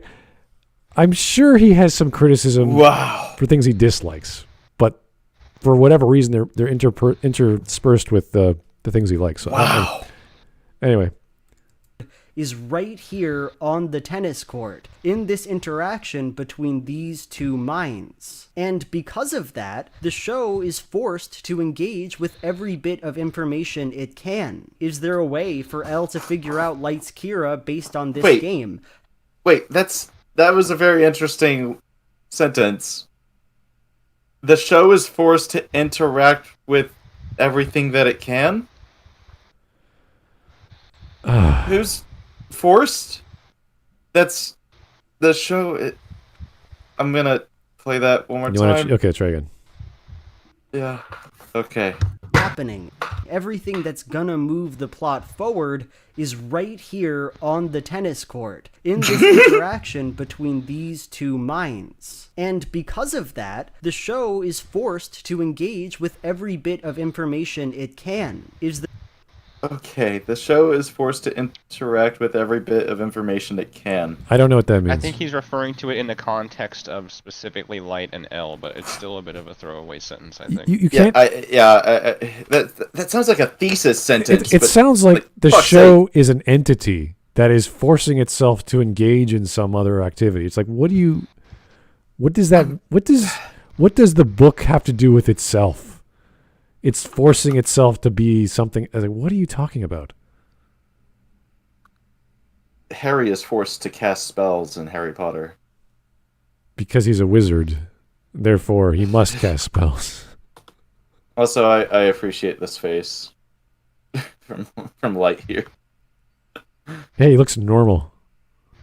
Random dude on street next to crazy dude on street. He looks like just one of the background characters in an anime next to the protagonist. Here's Joe Crazy. He hurt himself in his confusion. I don't know what's happening right now. He hurt himself in his confusion. Anyway, 2 more minutes, and we'll probably call this a day, because this is going nowhere. Until he gets to the stuff that matters, but I don't know when that's going to happen. Is there a way for figure out Light's Kira based on this game? How could he do that? What's the point of this? While it's true that Kira hates losing, it's also true that most people would rather win than lose. It's human nature. We have to look at these things for the simple reason that there is nothing else to look at. No other... What? He did it again! Wait a second. Let's rewind that. Is this guy the reincarnation of Yogi Berra? Is he just randomly saying... He did it again! How do you make a video of this shit? Let's try this again. It's Okay. also true that most people rather win than lose. It's human nature. We have to look at these things for the simple reason that there is nothing else to look at. No other way for Elle or Light to get the upper hand. And in some sense then, we can understand Misa Amane as an escape hatch, the embodied desire to break the stalemate between Elle and Light. Misa is a big, annoying disruption, and we can't depend on her acting rationally, and there are a million things about her that could change the tide of this conflict. Misa Amane rips the show away from comfortable stability and forces its characters to make big moves. Stability? That's, there wasn't a whole lot of stability between all you Light have to and say. Yeah, all you have to say was she's another form of conflict as opposed to the main conflict. Yeah, she's a secondary conflict. There we go. Hey, we did it. Hey. There's no. It's almost like this is a good. It's almost like there's good writing in the show. She does throw a wrench in some plots here and there, but it's not like, oh my god, I hate her. She's so annoying. She did this thing that no one was expecting. Therefore, well, that's what he's saying. I'd have to watch specific scenes because she pretty much introduces herself as the second Kira. And it's like, oh, shit, this is not good. She's going to get caught. Yeah. And she does. And it's like, oh, she paid the price. And then Light has to figure out to cover his ass in the process by helping her out. So she's kind of like a liability at that point. Mm-hmm. Yeah. That's good. That's good writing. He has more things to deal with. Anyway. And play.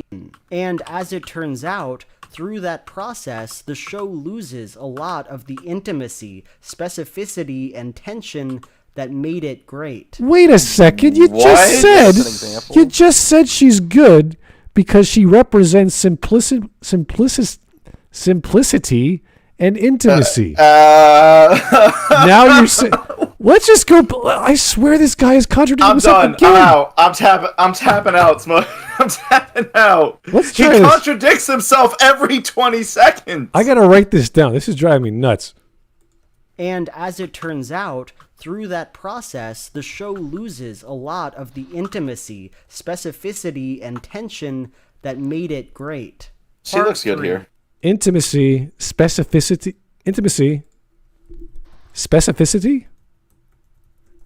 and tension. All right. What does specificity mean? I gotta rewind this. Sorry. Go ahead. Turns out, through that, the show away from comfortable stability and forces its characters to make big moves and play to win. And as it turns out, through that process, the show loses a lot of the intimacy, specificity, and tension that made it great. Part 3. How Death Note stopped slacking. I gotta write this down. You guys could talk. What what an unbelievable faggot.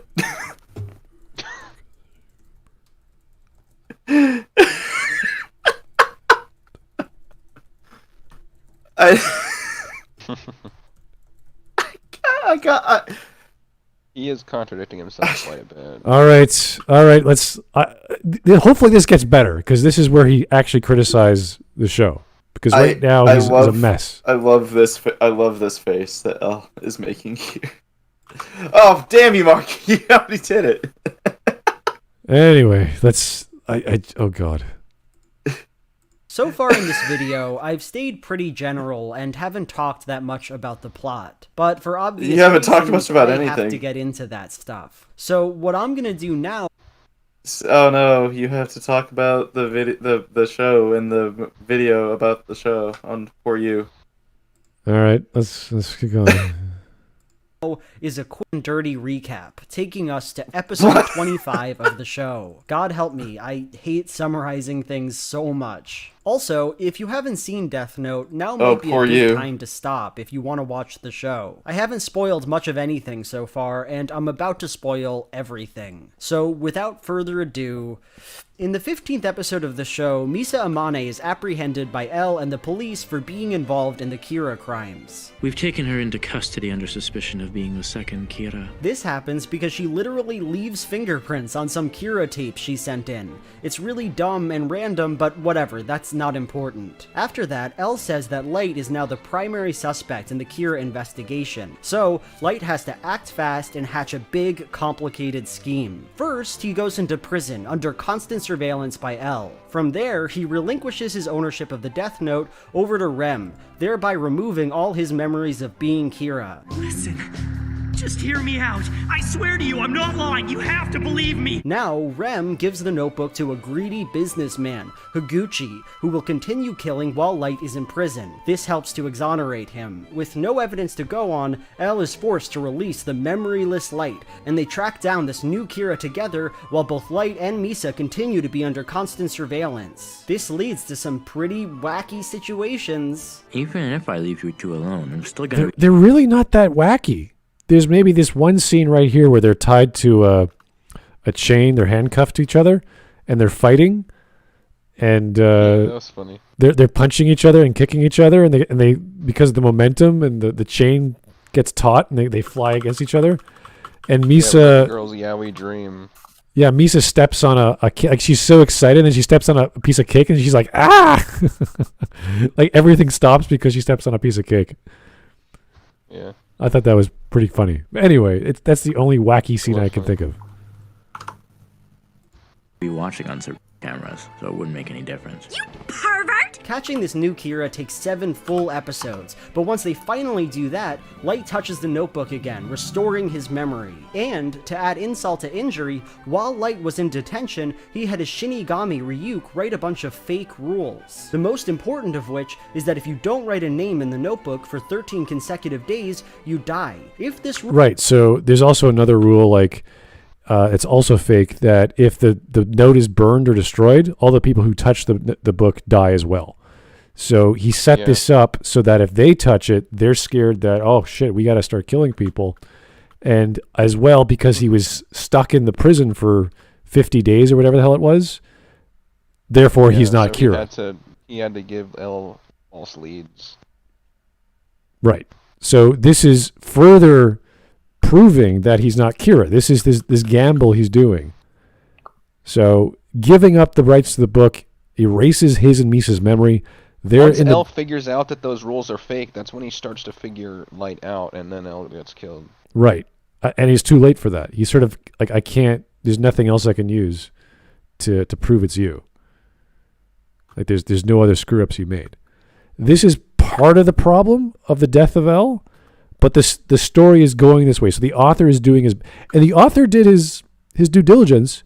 He didn't do it well enough, but he at least set it up. So it's like, okay, there's some holes there. He gave a fuck.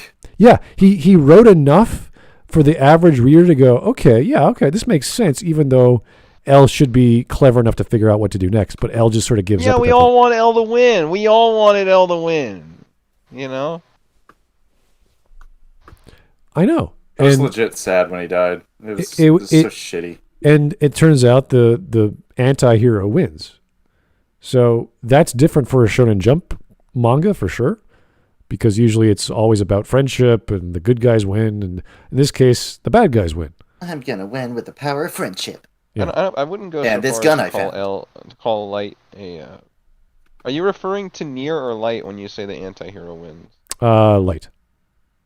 I would just call him a villain, because the reason he did it wasn't to make the world better, it was because he had a god complex. Oh yeah, for sure, but because he's the main character, I put them in the role of protagonist, and then we see him become a villain. So yeah, I guess that's right. You can call him the villain. That's fine. Because he was only an anti-hero for like 5 minutes. And then he was a villain, you know? At that point, once you have a protagonist whose morals are antithetical to most average protagonists, you're like, oh, okay, we'll call him a villain. It's the same with Batman. Like, Batman breaks the law. I wouldn't call him a villain, but he's still, like, to those people. I think it's a little bit different. Like Light gets off when he murders people. Batman feels like shit if something goes wrong. Well, Batman punishes people by breaking their limbs to get information or to keep them from being bad. Yeah. He's a criminal, essentially. Fall from this height wouldn't kill me. Well, yeah, but I'm not talking about the legal ramifications of what the character does. I'm talking about their inherent morality. Light seems to be very self-aware of his evil, is what I'm saying. Well, to him, he's not evil. That's the thing with villains, though. They don't see themselves as evil, and there's lots of the way the world, after the 4-year skip, the whole world, like, I think more than half the world. I don't know, man. Light's got the red eyes. He's got a big old smile on his face. He's having a grand old time. That is the anime being stylish. If you ever read the manga, there's a scene in the anime that doesn't exist in the manga, It's right before Elle dies, or the day before, where he's walking upstairs in that room, and the stairs are made of glass. When Light washes his feet. Oh, the distorted glass. Yeah. Is that the scene you're talking about? Yeah, that too. That's another scene. But Mark was right. Where it's distorted, where one of his eyes is trapped by the glass, and it's all messed up, and it looks red. And you're like, okay, that is creepy. That's not in the manga. So there's some stylistic liberties they take with the anime. I see. Yeah, even the ending of the anime is like entirely different, and I honestly prefer like the anime ending. The manga one, he is very pathetic. Yeah, it gets a little when he dies. Yeah, childish and silly, but that's another issue. But we'll just at least he's on track with this. Let's keep going.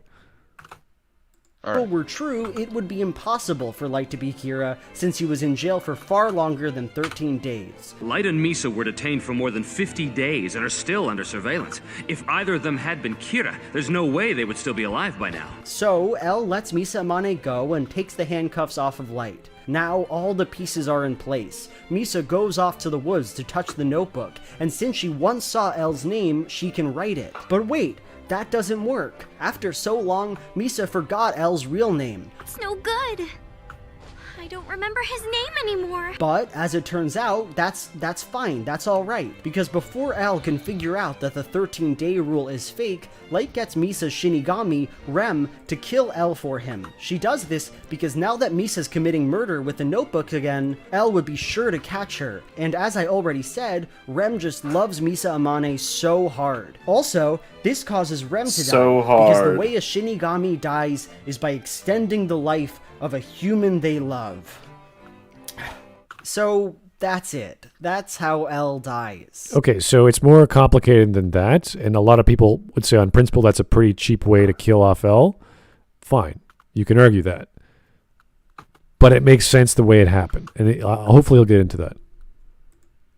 I don't like that it happens at all. No. Again, a lot of people don't, but it's built up that way. I don't like it. So subjectively, I really don't like that Elle died. See, the thing with the story is he was a much better written character than Light. Yeah, was. Obviously a lot of people don't like it, but the way it's set up, the author gives us enough reason on the surface to understand what's happening. We don't need to go and pontificate about the personality of Ram and why she did this and why Misa took the second. Whatever we called the Havening, whatever the technique they used to give her the devil eyes, so she could kill people with seeing their names again, because it shortens her life by half. Like there's a lot of stuff that's like, okay, this is getting stupid. Okay, that's over the top, but this is the climax of the show. So, and Misa's Misa, so that's fine. Saying it all together like that, it sounds pretty cool. All these intricate, complicated rules working together to make for a grand strategy, it sounds like Death Note. And I can't deny that the first time I saw the define show, what Death Note is. You fuck. Just for once, make one definable statement. Well, this is a in feeling. Your nothing burger of a video. Right. Like when I say this is Star Wars, right? Like I can quantify that, but to him, it's like fine. To him, it's like second knowledge. Like this guy, you should. All right, in video essays talking about this kind of shit, you should avoid stuff like cool. This is cool. That sounds cool. Or this is Death Note. Or this is boring. No, you should quantify your statements. Say why this is the way it is. Say why this is this. Give reasons for the things you say. Well, the thing with the Misa contradiction and the tennis match contradiction, that I'd rather he not do that and instead just have emotional reactions. Like, at least I can understand it. I like this. Right, I'd rather he not fuck it up at all. But if I were to pick between one of the two fuck-ups that you presented, yeah, I'd go with, just this is fine, I guess. Still makes me want to kill myself, but fine. All right. I thought it was pretty rad when everything came together. And oh no, he switched it up, rad. I've won. Keika Kudori. Exactly as planned.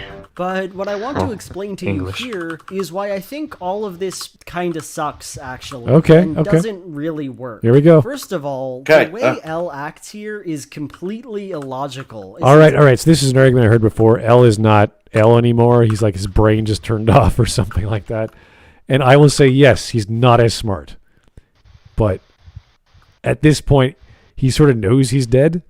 I feel like I feel like Al was just maybe like pretending or like playing along to like bait Light to do something stupid. But I guess like from the actions, when you say that. What do you say? Well, when you say things like that, it starts to treat into the territory of writing the show for them. We don't have any reason to believe that Elle was merely leading Light on, because nothing says that. Does it state at all that he knows he's dead at this point? Okay. There's a scene. I think there was a point close to his death where he knew it, and it was implied. Like he was like standing in the rain. I think like he felt like he's gonna die. There was like a scene. And that was another just like a twist of the knife when he calls Light his friend. Yeah, like there's a problem that I don't like when Misa gets the note back, and this is after they've exonerated both Misa and Light. The killing of criminals starts happening again. So it's kind of like, oh, that's convenient. So Light's like, this is rather obvious that right after we stop surveying Misa, more deaths start happening. So he's like, wait a second. That's like, he would jump on that, but he didn't. Because he already believes Misa's not the second Kira. But that would be enough, to me, that would be enough evidence for Elle to go, wait a second. Because I would be specifically for Elle, whereas like the police would be like, it's circumstantial, but not for Elle. It's like, nope. Yeah, exactly. Like that would be way too much of a red flag. So that is sort of like, that's a little too much for me. But on the surface level, if he's going with the fact that he already exonerated her, then it's fine. You see? So I don't want to rationalize Elle's thought patterns because I don't know how Elle thinks. And that's stupid. Anyway, you don't do that in stories. You don't start, Elle is a super genius. He would have figured this out. It's like, no. He's still human. He has his own logic. And he's not perfect. So this is the problem with having like the third person omniscient reader's viewpoint.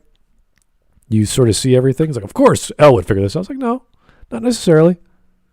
Well, I think that what the writers were going for, and you can interrupt me if I'm wrong, I think that what the writers were going for was this. Elle is so smart that you can't really be smarter than him. All you can do is equal him, and then you have to betray him emotionally. Right. See, with Elle, the writer wanted him to die.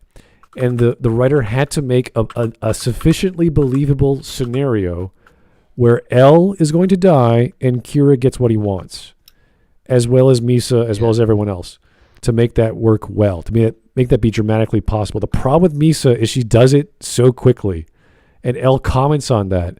Wait a second, this is a bit of a coincidence. And you're like, oh shit, she just got found out. And it doesn't amount to anything. That's where it goes into that weird lull of Elle's death scene, where everything just sort of slows down. And you're like, wait a second, what's happening here? This is not normalcy. This is dramatic. Like, this is where, like the scene where they do the stylist eye with the eye in the glass, with the glass staircase. Like that's where they're going with this.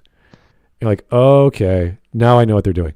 So they're sort of trying their best without taking away too much from the drama of the scenario, which is fine, but it does take away from the character. I think it takes away from Elle. Well, it took away from the character, and then it made it look like he was giving up. Yes, that's the feeling I got too. He sort of shrugs his shoulders like, okay, I did everything logically. You're not Kira. She's not the second Kira. I don't know what to do. And then Misa, because remember that scene? She forgot what Elle's name was. They can't use her to kill him, so they have to use Rem. Although technically, because she got the eyes again, she could probably do it again. But there's other ways to kill L without using Rem. But they wanted to make it dramatic. They wanted to make it like Rem loves Misa. They wanted to make Misa matter. Yeah. Misa lives matter. Anyway. He knows, like actually knows, that Misa Amane was involved in the Kira crimes. He says so himself. Amane will remain under surveillance until Kira is apprehended.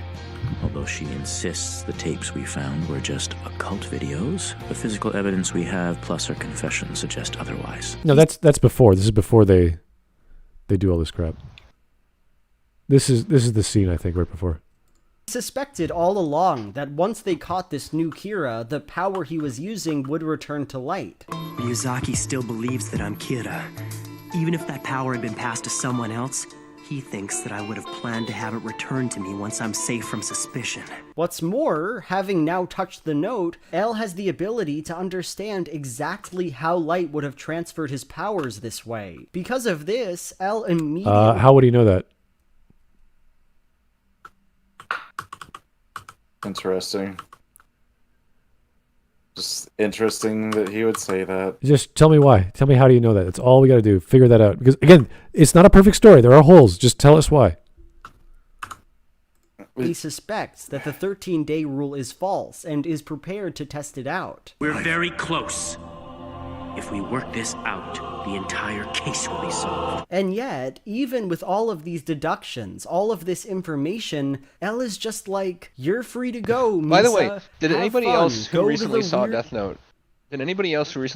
Note, think that once L and Light migrated to that laboratory that they were working with, the story started to flesh out the other characters of the task force better? I felt like that, yeah. I saw it fairly recently. I rewatched it, so I felt like it added a lot to that. Like, especially that one guy that I think that he was pretending he got drunk.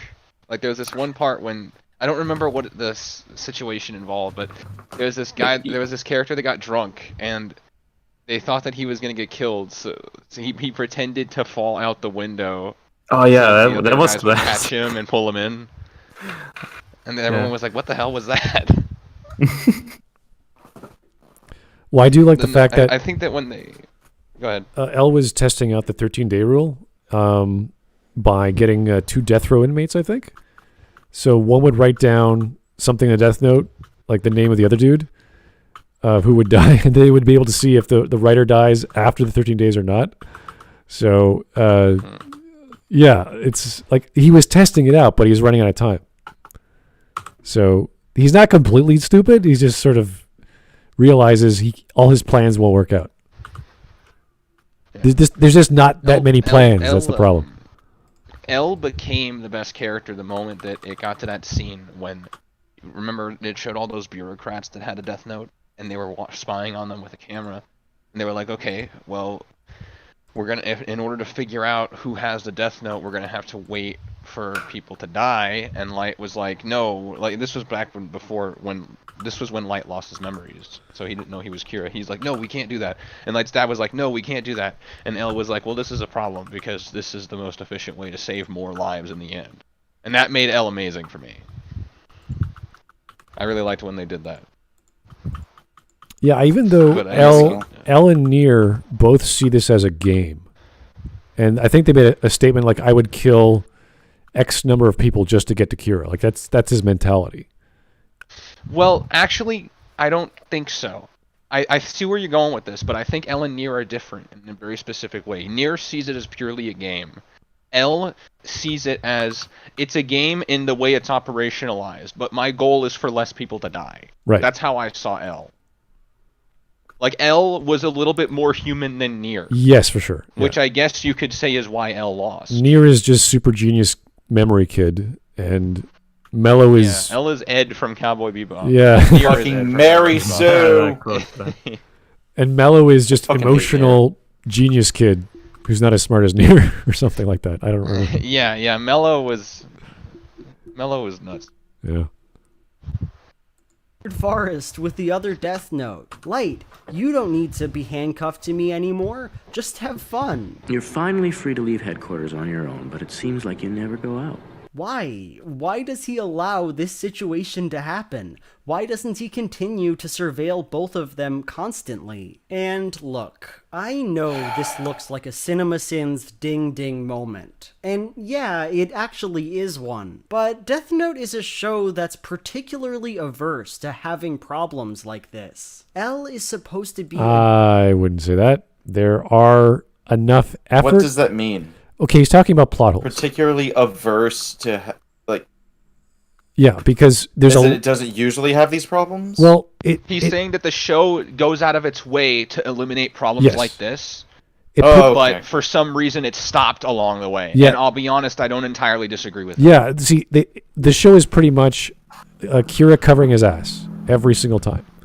He's trying, if I do this, I have to do that. If this happens then. Like, he's constantly thinking ahead and explaining why. That's good. It doesn't explain everything, though. And that's the problem with these sorts of scenarios, is you can't just what if that? What if this happens? What if he does that? You can't just go crazy. So you have to lampshade things in a general sense so the average audience goer can understand what the hell L is trying to do. Or why he just had a scene with Misa, a really friendly scene where she takes his phone, or she steals her phone, and then he turns around and talks to Light and says, "Oh, we just captured Misa." He's like, "What?" Like that it happened within seconds. So it's one of those things that you have to understand on a surface level, and then the explanation comes to explain the detail behind it. That's how it works. So stuff like this, something is going on that the author did not sufficiently explain how Light outmaneuvered L. As opposed to L just sort of, hey, I don't feel like covering Light anymore. Hey, I don't feel like covering Misa anymore, even though he technically does, but that's the impetus for Rem to sign the contract with Misa again, and then she decides to kill L. Because she wants Misa to be happy, and that involves killing L, so, yeah. Genius, right? So watching him make this obvious lethal mistake, there it is. One that is given no justification by the plot whatsoever, brings us out of the fiction of Death Note. But again, the absolute here statements. Runs way deeper than whatsoever. just the show breaking its sense of immersion with a plot hole. And to explain why that is, let's go back a little bit earlier in the show. The first time Light and Misa meet, the 14th episode, Light asks Rem if she'll just kill L for him. Could you ask Rem to kill L? Rem said that your happiness was important, but what do you think would happen if L caught one of us? It means our happiness would be ruined. And shockingly, Rem says yes. Fine. As you wish, Light Yagami, but I do not like you. This is Again, even if Rem didn't do it, Misa would have done it, so... Or Light would have done it. There's so many ways to get his name at that point, so... strange scene, I think, because it forces us to ask a question. What would we think if that moment was essentially the end of the show? Awesome show. Fantastic. Ended a little poorly, but still an awesome show, yeah. This conversation, Rem just goes off, finds L, and kills him. Light wins. And Watari. Or wait, did he kill Watari too, or was it L? Or was it Light? I can't remember. Watari, yeah, he was the first one. Anybody else think the Shinigami eyes were really funny because it just makes life look like an MMO? Yes. Like you just see the little usernames floating above everybody's head. Yeah. Sword Art Online. What a ripoff. Oh no. But I think the problem with that, if that happened, if Al suddenly died because of this, I think they could have blamed it on Light because he was the prime suspect at the point. So I think Al had a plan. If something like that happens, then he should be accused. But I can't remember. It's been 2 years since I last watched it. All right. Would we be happy with that conclusion? Well, obviously not. That would be happy is arbitrary as an subjective. ending. Give me objective A cop-out, terms. Plain and simple, totally unimaginative and unimpressive. There's only like But 7 minutes here's the left. thing. Wait, okay, so he's saying, nope, that would be shit, and it would be bad, it'd be horrible, and none of us would be happy. First of all, that's very subjective, that none of us would be happy. Two, you're talking about a hypothetical. This is fucking worthless. Talk about the show that we have, not your hypotheticals that you're making up in your tiny fucking peanut-sized brain.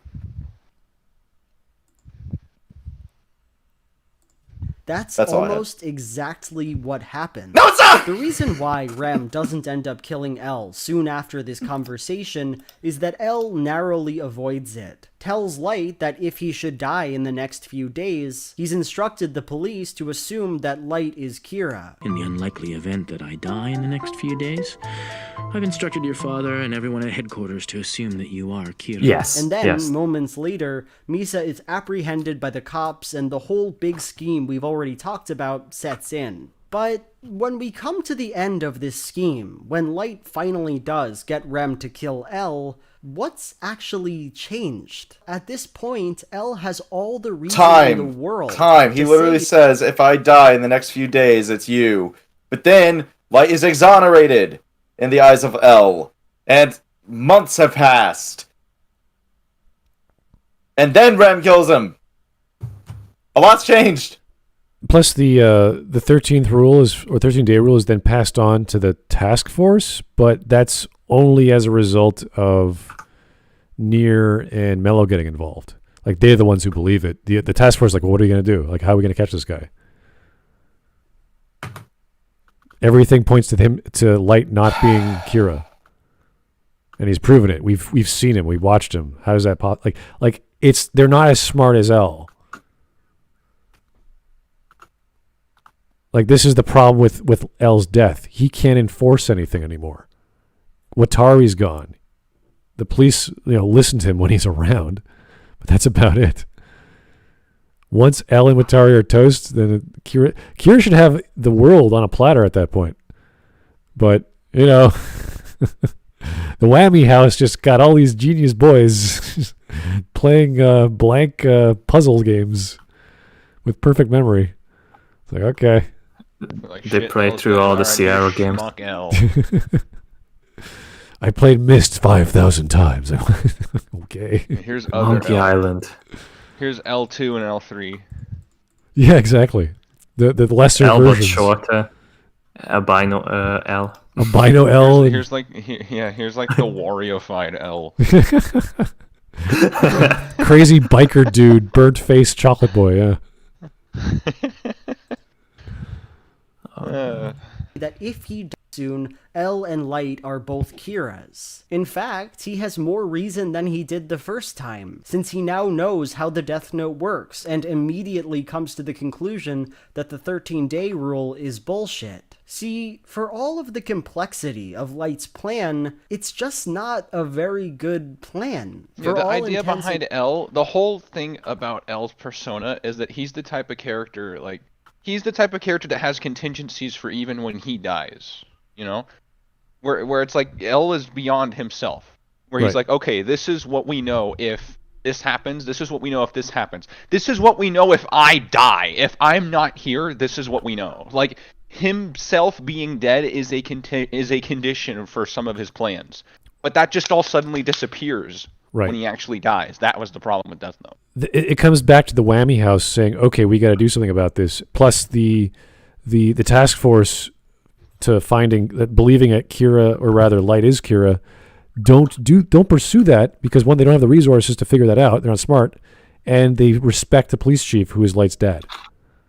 So they don't want to go up that route again because they've already done it. It didn't return anything. So okay, it's fine. Which is, again, it's surface level, but it's just enough to say, okay, yeah, I guess that's how the police would react. Purposes, it ends exactly where it begins. No, it doesn't. With Light and Elle in the same situation. So we have to ask, why have this plan at all then? Because it worked. What do you mean? What? The whole point was to throw suspicion away from him and point it to someone else. They did. They get the book back. They get their memories back. They're no longer in suspicion. They have every opportunity to kill Elle. They could have used Misa's eyes, which she does get because her life is extended, even though it was cut in half before. Rem does the job for her. So it's like Rem would have killed her, and if not, or killed him. If not, then Misa would have done it. What does it actually accomplish? And the only answer I can give here is that it creates a situation where Light getting a literal god of death to kill Elle looks like a substantial ending. If we add enough little complexities and weird mechanics to the show, if we spend... It also shows Light's character that he's just going to throw away people like a death god to do his bidding. He doesn't care. He's like, oh yeah, you can... Which is consistent. No, Light was consistent. Yeah. Light was consistent. Light was a very consistent character. There was nothing inconsistent in his writing. Exactly. It's kind of Elle that we're talking about. It's the same with... where it looked like... It felt like... It didn't so much feel like... I don't know. It was like a borderline where it didn't so much feel like Elle felt like he was inconsistently written. It just felt more like he gave up. Right, and that's the thing with Light, is he sees Misa as well as what's her name, Takata, as expendable. They're his little pawns to do whatever he wants with. That is what Light is going. He's going to see everyone as a tool. 7 whole boring episodes focusing on catching this random idiot, then maybe the audience will believe us when we say this ending has been earned. It's very cool that Light was able to pull this off. But it's not cool. It doesn't take a genius to ask a god of death to kill somebody. It's not... It does take a genius to enact that plan. In these circumstances, it did. It did. Like, it took so long time to plan this out, and it actually all clicked at the moment he needed it. Let's assume... What a disingenuous fuck. Let's assume even if he was a genius, and he is, and asked Rem to do it, and Rem said no, guess what? He'd ask Misa. Misa would do it, because Rem knows Misa would do anything for Light. And then Rem knows that... Rem wouldn't stop her either. Yeah, Rem would give her whatever she wanted. And as soon as he saw that, Rem might even kill herself because she wants to extend her life to make her happy. Because she just shortened it by half. Oh, wait. Hold on. Yep. Hold on. I just thought of a new hole. Why didn't Light just ask Rem to go find out Elle's name? I think the Shinigami don't get involved in that way. Yeah, that's actually explained by the other Shinigami. What was the other Shinigami's name? Ryuk. But he already asked her to kill Elle. But why didn't he just... Well, the Shinigami is biased towards Misa, so Rem will do anything for Misa. So like the main Shinigami, he doesn't really give a find shit out about the name Light, for Misa. But Rem would go out of his way for Misa. He wouldn't do it for Light though. Right, so but already agreed to kill Elle, why not just find out the name? And not risk dying. Fuck it, I don't care. Not impressive the first time, and it's not impressive 10 episodes later. And looking at all of this, I can't help but feel like it's the exact opposite of what made Death Note great in the first place. As I said earlier, what made Death Note work so well was its feeling of substance. This contract between the show and the audience that things matter. The phone in Light's pocket, the rules of the Death Note, the tennis game he plays. But now, by the time Elle dies, nothing matters at all. The show is just an endless parade. I don't think that's true. I think he's really stretching that. I agree that what was his claim again? Nothing matters. I agree that the way that Elle died, the Rem doing it as well as him sort of giving up is kind of lame. But the writer covered his bases. He didn't cover them very well, but he still put in the effort. That's what I'm trying to say here. The ending didn't work perfectly, but it worked enough.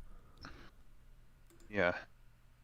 For Shonen Jump, this is not bad. Yeah, I mean, you can't get too complicated in Shonen Jump, and this was a complicated story. Death Note was Shonen Jump? Yeah. Yes. Yeah. I'm impressed. Yeah, exactly. What's when I Misa finished Amane Death Note, up I to? gave it like a solid 8 out of 10, which I would stand by now. It's entertaining. I didn't know it was by Shonen Jump. I didn't know that. 8 out of 10 is solid.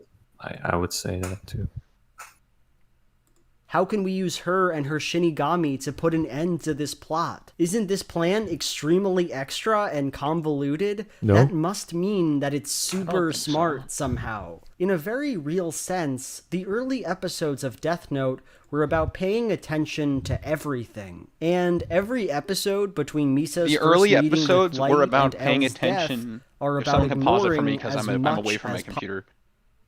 So we can rewind it a minute because I was interrupting him, but the early episodes were about paying attention to the characters' nuances when they were interacting with each other. The later episodes were about paying attention to the rules of the Death Note because the rules became more complex as you got later in the show. The earlier episodes, it was like, okay, is this character? I wonder how is Light gonna give himself away, and how is Light gonna catch it? I mean, L gonna catch it, or how is he not gonna catch it? How is Light gonna catch L doing something? The cat and mouse game. But the complexities of the cat and mouse game. At first, it was about the nuances of the character, but later, it was about the nuances in the rules. Would you guys agree with that? Yes. Yeah. What about you, Smudge? They focus on the task force a lot and trying to catch Kira. It slows down a lot, but the tone is pretty much the same. I wouldn't say it's that different. I'm gonna have to rewatch it again. I got so focused on what I was saying that I don't quite remember what this guy's point was that I was contradicting. Can we rewind it? You didn't have that.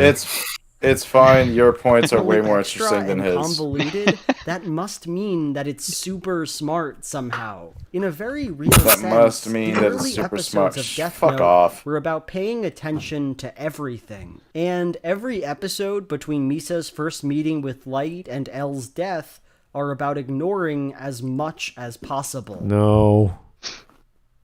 Come on. This is I'm not saying these scenes or these episodes are bad completely, but if he's making the argument, if you don't pay attention, it's fine. It's like, no, dude. It's focusing on the drama more than it focuses on the cat and mouse.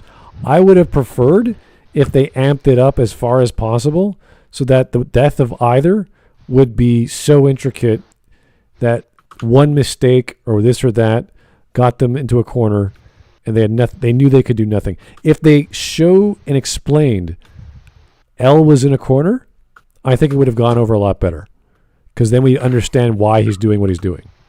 So then you would agree with my earlier point that as it got later in the show, it was less about Light outsmarting L and more about him betraying him.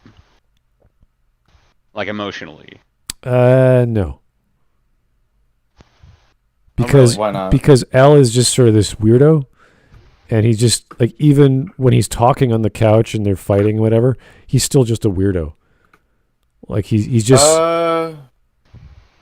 he's still just I'm detective guy and I'm going to do my best to catch. But what about that really? I disagree. But what about that really deep scene that they? It was supposed to be deep. In the rain? That scene that they had when in the anime when Light was like washing L's feet when it was implied L knew he was going to die. That was that was a bit weird. Like even the scene on the roof was a bit like, okay, what's going on here? Like what L knows he's dying? Like what is it's So here's what confused me with so first of all, when Light was washing L's feet, I don't know if that was supposed to be like a Japanese thing, like if that means something. I just thought it was a little It's weird. a Jesus allegory. Is it? Yes. Or a Jesus metaphor. Bible thing, yeah. I was waiting for L to say everything is going according to plan. All of a sudden, the light is like. The scene where L was on the roof, I didn't think was weird, but I did think was out of place. Almost like they were like afraid that the show was going to lose its pacing or get boring. So they're like, fuck it. L decides he's going to die. Yeah, like that's the tone, though. Everything slows down. And they're focusing on the drama, as you might say, the character attack, like he feels betrayed, yada, yada. I don't know. I don't think they ever had that relationship. I always thought it was, I want to kill this guy. Well, the thing is, one thing that I wonder, though, is, okay, so when L, because didn't Light and L, I don't remember who said it to who, I think L said it to Light. Didn't he say, "You're my friend," shortly before his death? Yeah. L said it to Light, yes. Or am I misremembering that? Yes, he did. You remember it correctly. He did? Okay. Yes. So, when L looked up at Light as he was dying, was that supposed to imply that L realized Light killed him? Yes. Or was it not? I never quite figured that out. Yes, like I think like he has like a very clear sign of disappointment, like heartbroken almost. Like, he was literally heartbroken. Well, yes. But see, because he had a heart attack. I get it. That's funny. But I agree with Smudboy when he says it would have been better. I think it would have maybe appealed to the crowd better if they instead focused more on keeping it up with the cognitive stuff and not so much the emotional. Yeah. This is usually how you want big or giants of something to lose. You can't just have like two Goliaths come up against each other and the other one drinks some poisoned wine. That's kind of And that was how it felt. Yeah. You wanted a big rumble, and they're just struggling and harder and harder, and they keep rising up and up and up. We all thought there was going to be a final showdown that required the viewer to think really, really hard about it, and that didn't happen. We wanted there to be a part where there was this final Phoenix Wright part, which kind of happened, but it wasn't with L, and it was after everything slowed down, so it was weird. And I'm talking about the ending now.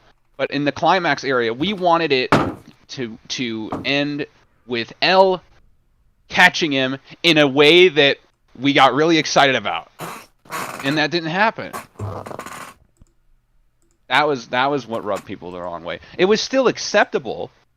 People stuck around for the second half because it was still good, but I think that people generally agree that they would have accepted it more favorably if it went the route we're saying. And this, where it's like, go all out and make it L. I'm under the impression this is the same idea with Sherlock, how the author was like, okay, I wrote Sherlock, I'm done, but the audience wants more. And I think that's what's expected of Shonen Jump.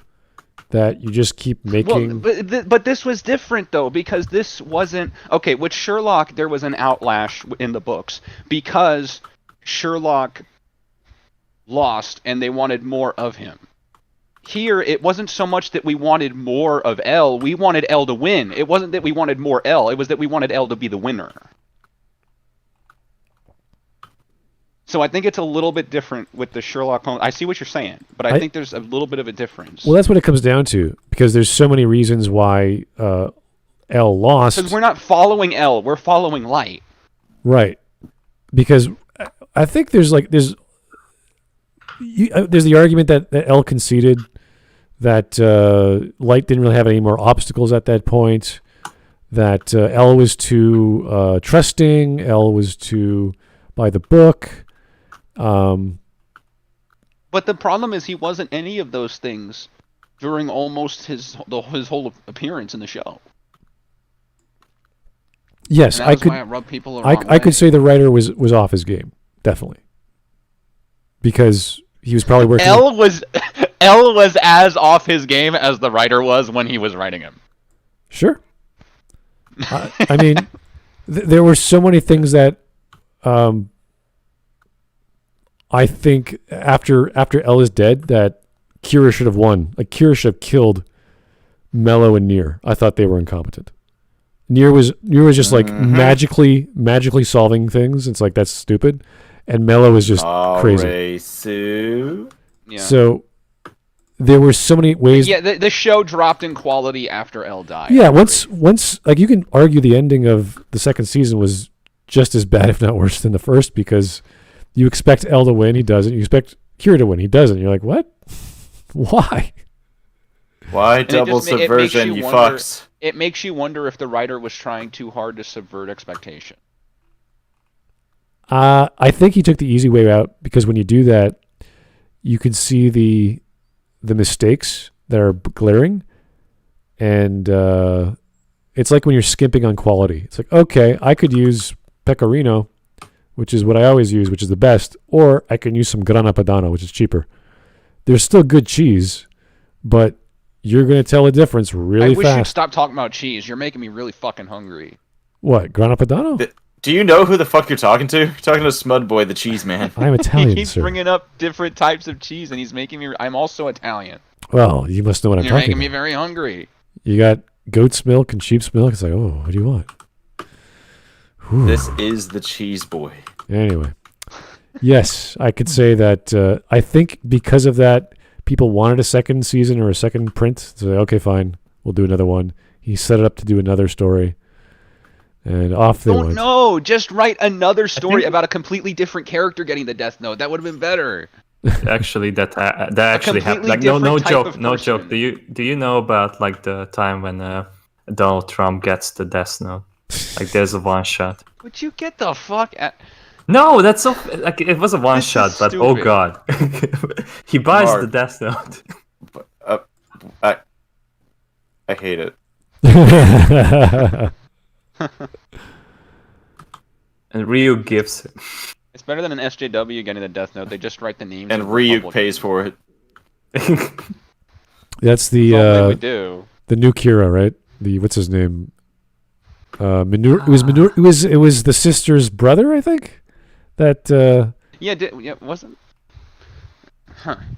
the girlfriend of wasn't Light. there like a Yes, wasn't there yes, like a recent wasn't there like a recent new Death Note reboot that was a new guy, but people didn't like it. It wasn't received well. Yeah, Netflix movie. No, Not Light the live Turner. action one. This I'm is not probably talking it. about the live action one. Yeah, I haven't read There it. was an animated one. Oh, animated? No. Oh, there actually was a reboot. Yeah, there was an animated reboot. I didn't read anything about it yet. I've heard it wasn't well received. Well, I already don't like Death Note. I don't think I could survive a worse Death Note. I do know that there's a movie or like an alternative telling of the story where L defeats Kira, and yeah, but I don't know. I just wish it would have ended with L, or either L dies, Kira wins forever, and just he just keeps it rolling. But here's just the thing: like Kira can't win because he's bound to die. Because the moment he has his first kill, Ryuk tells him that like evil. Right, of course he's gonna die. All humans die. No. But he is going to exist. He's not going to go to heaven or hell. He's gonna be nothing. But there's just so much potential in something like this. Like you can even bring it to another time period, like a medieval king gets the Death Note or something. Like there's so many things you can do with it. I don't know how I'd like that. I think the Death Note is basically an object that you can place in any setting and see how people react to it. Yeah, someone drops the Death Note at the IRS.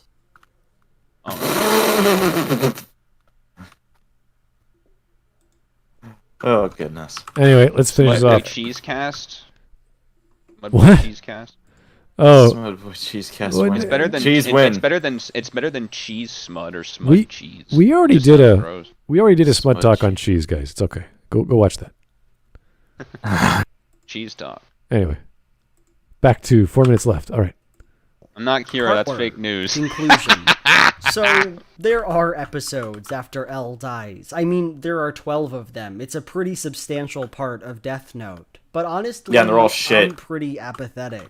I could talk about how near L's main successor kind of sucks and bores me. Or I could talk about how it annoys me, how invested the show becomes in watching Light manipulate women. Like, when it's a drop in what? quality, but what? Dude, Can we go back? I don't fucking care. Let's go back here. He's the bad guy!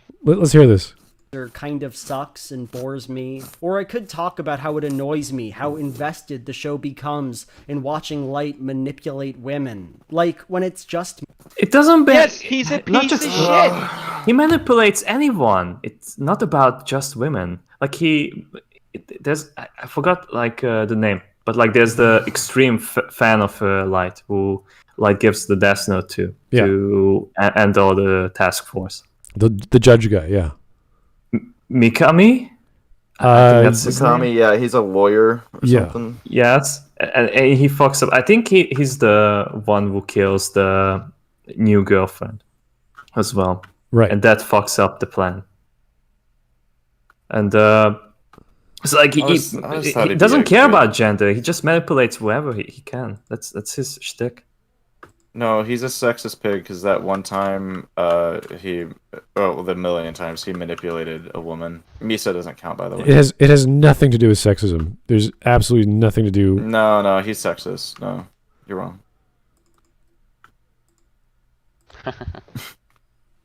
I hate this.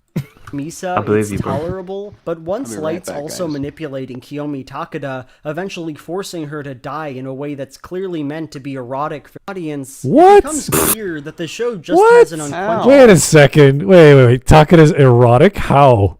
She burns in a church. Hot.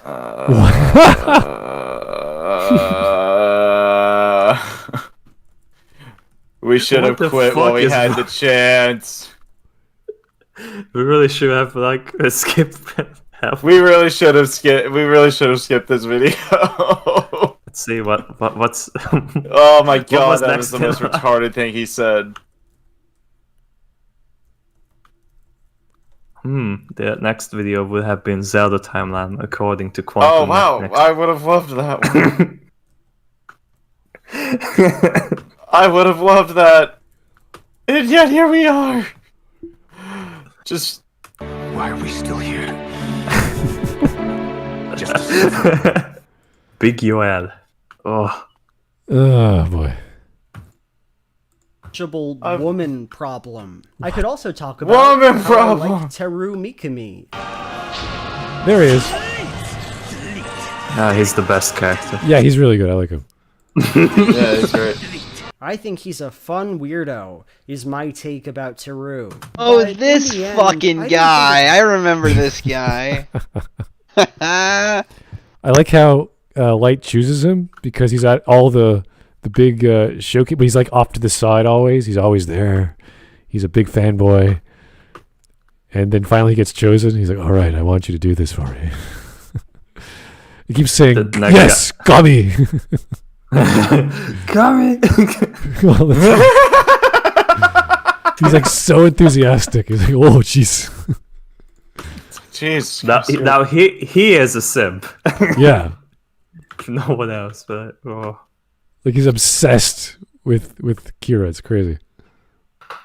Worth the time to get too into any of those things. The fact is, the beating heart of Death Note is the relationship and conflict between Light and L. And after the show fails so spectacularly at creating a satisfying resolution to that plot, I just haven't really proven that. Invested in what happens next. Will Nier win? Will Light take the day? Who's to say? But also, I don't really care. Isn't that the ending of the show right here, dude? Yes. Dude, so apparently you already know. Care what you care about. You're the one writing the goddamn essay. Make me give a fuck. And I say it every time I'm on here. The whole point of an essay is to make me give fuck. This dude has failed to make me give fuck about anything he has to say because he sucks at saying it. All right, we're almost done. Let's just finish it off. And maybe that's the right way to think this about is the death scene, dude. Oh my fucking god, that's the right way. You're not supposed to care. It's bad on purpose. From minute 1 to minute done. It's about a little edgelord baby who talks about being a god. Little edgelord baby. Do you know who the fuck you're talking about? I think he confused the Netflix version with the anime. Wrong footage. Dude. That is Light motherfucking Yagami. He is a super genius with a god complex, and he is way smarter than any of us here, and way smarter than you. Right? Like the show is very, very well written. It's all about like I think about a third of the way through. I would have to rewatch the show, which I don't want to do to be able to make a solid, objective criticism about it. So incredibly self-serious with its constant references to the Self-serious. Bible. Ryuk has a cute little earring, so everyone can tell that he's a goth GF and he does. What? Where are we? I don't. How did we get to a goth GF? What? Where the fuck are we? Oh, so Ryuk was the actual girlfriend all this time. Wait, okay. So here's what happened. All right, Big Joel, he was on his Adderall, right? He was on his Adderall, and then it wore off. He went to bed because he got sleepy. He picked up the next morning, forgot to take his Adderall, and this is the result. Like, this is a clear division in the video of just bullshit nonsense. Wow.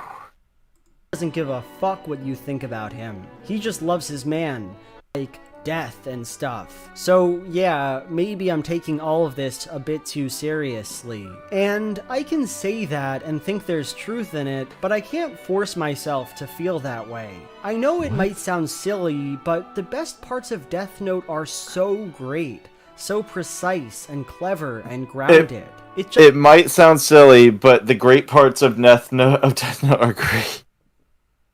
You know what? I hate you. I think we could stop. He is just, I don't know. He is just a rambling son of a gun. Big Joel, I sincerely hope you stop making videos. Because I don't believe that you can get better. Normally I would hope that you get better, but no. All right. You can just stop. You can find something else to do. I made my post. I'm going to screen cap it. I'm done. Oh, boy. All right. Fuck that video.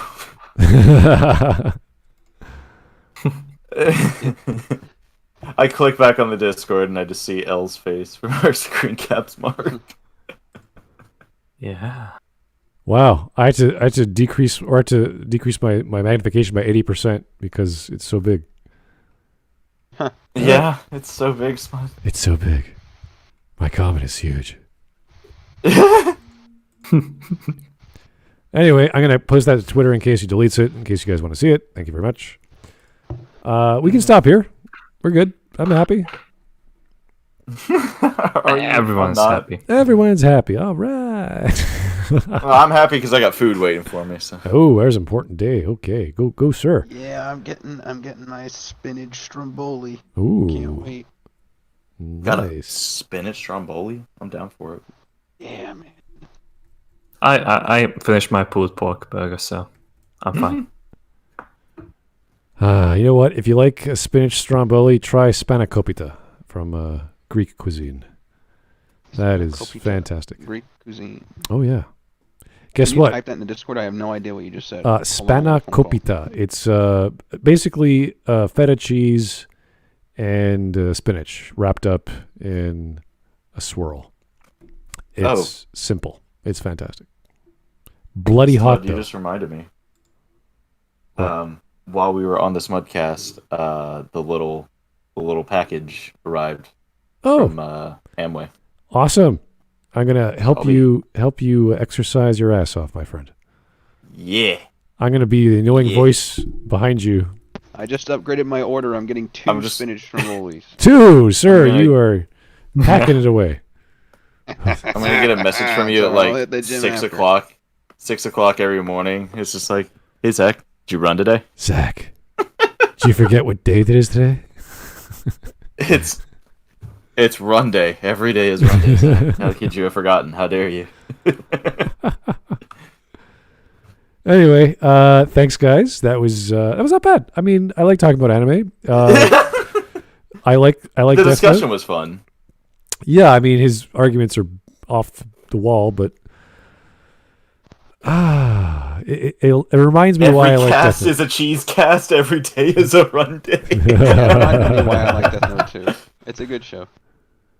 It's a good show. People should watch it. I like the concept. I like the concept of this object that makes people powerful and corrupts them. It's a cool idea, and I like seeing it done. I want to see it done more and in different settings.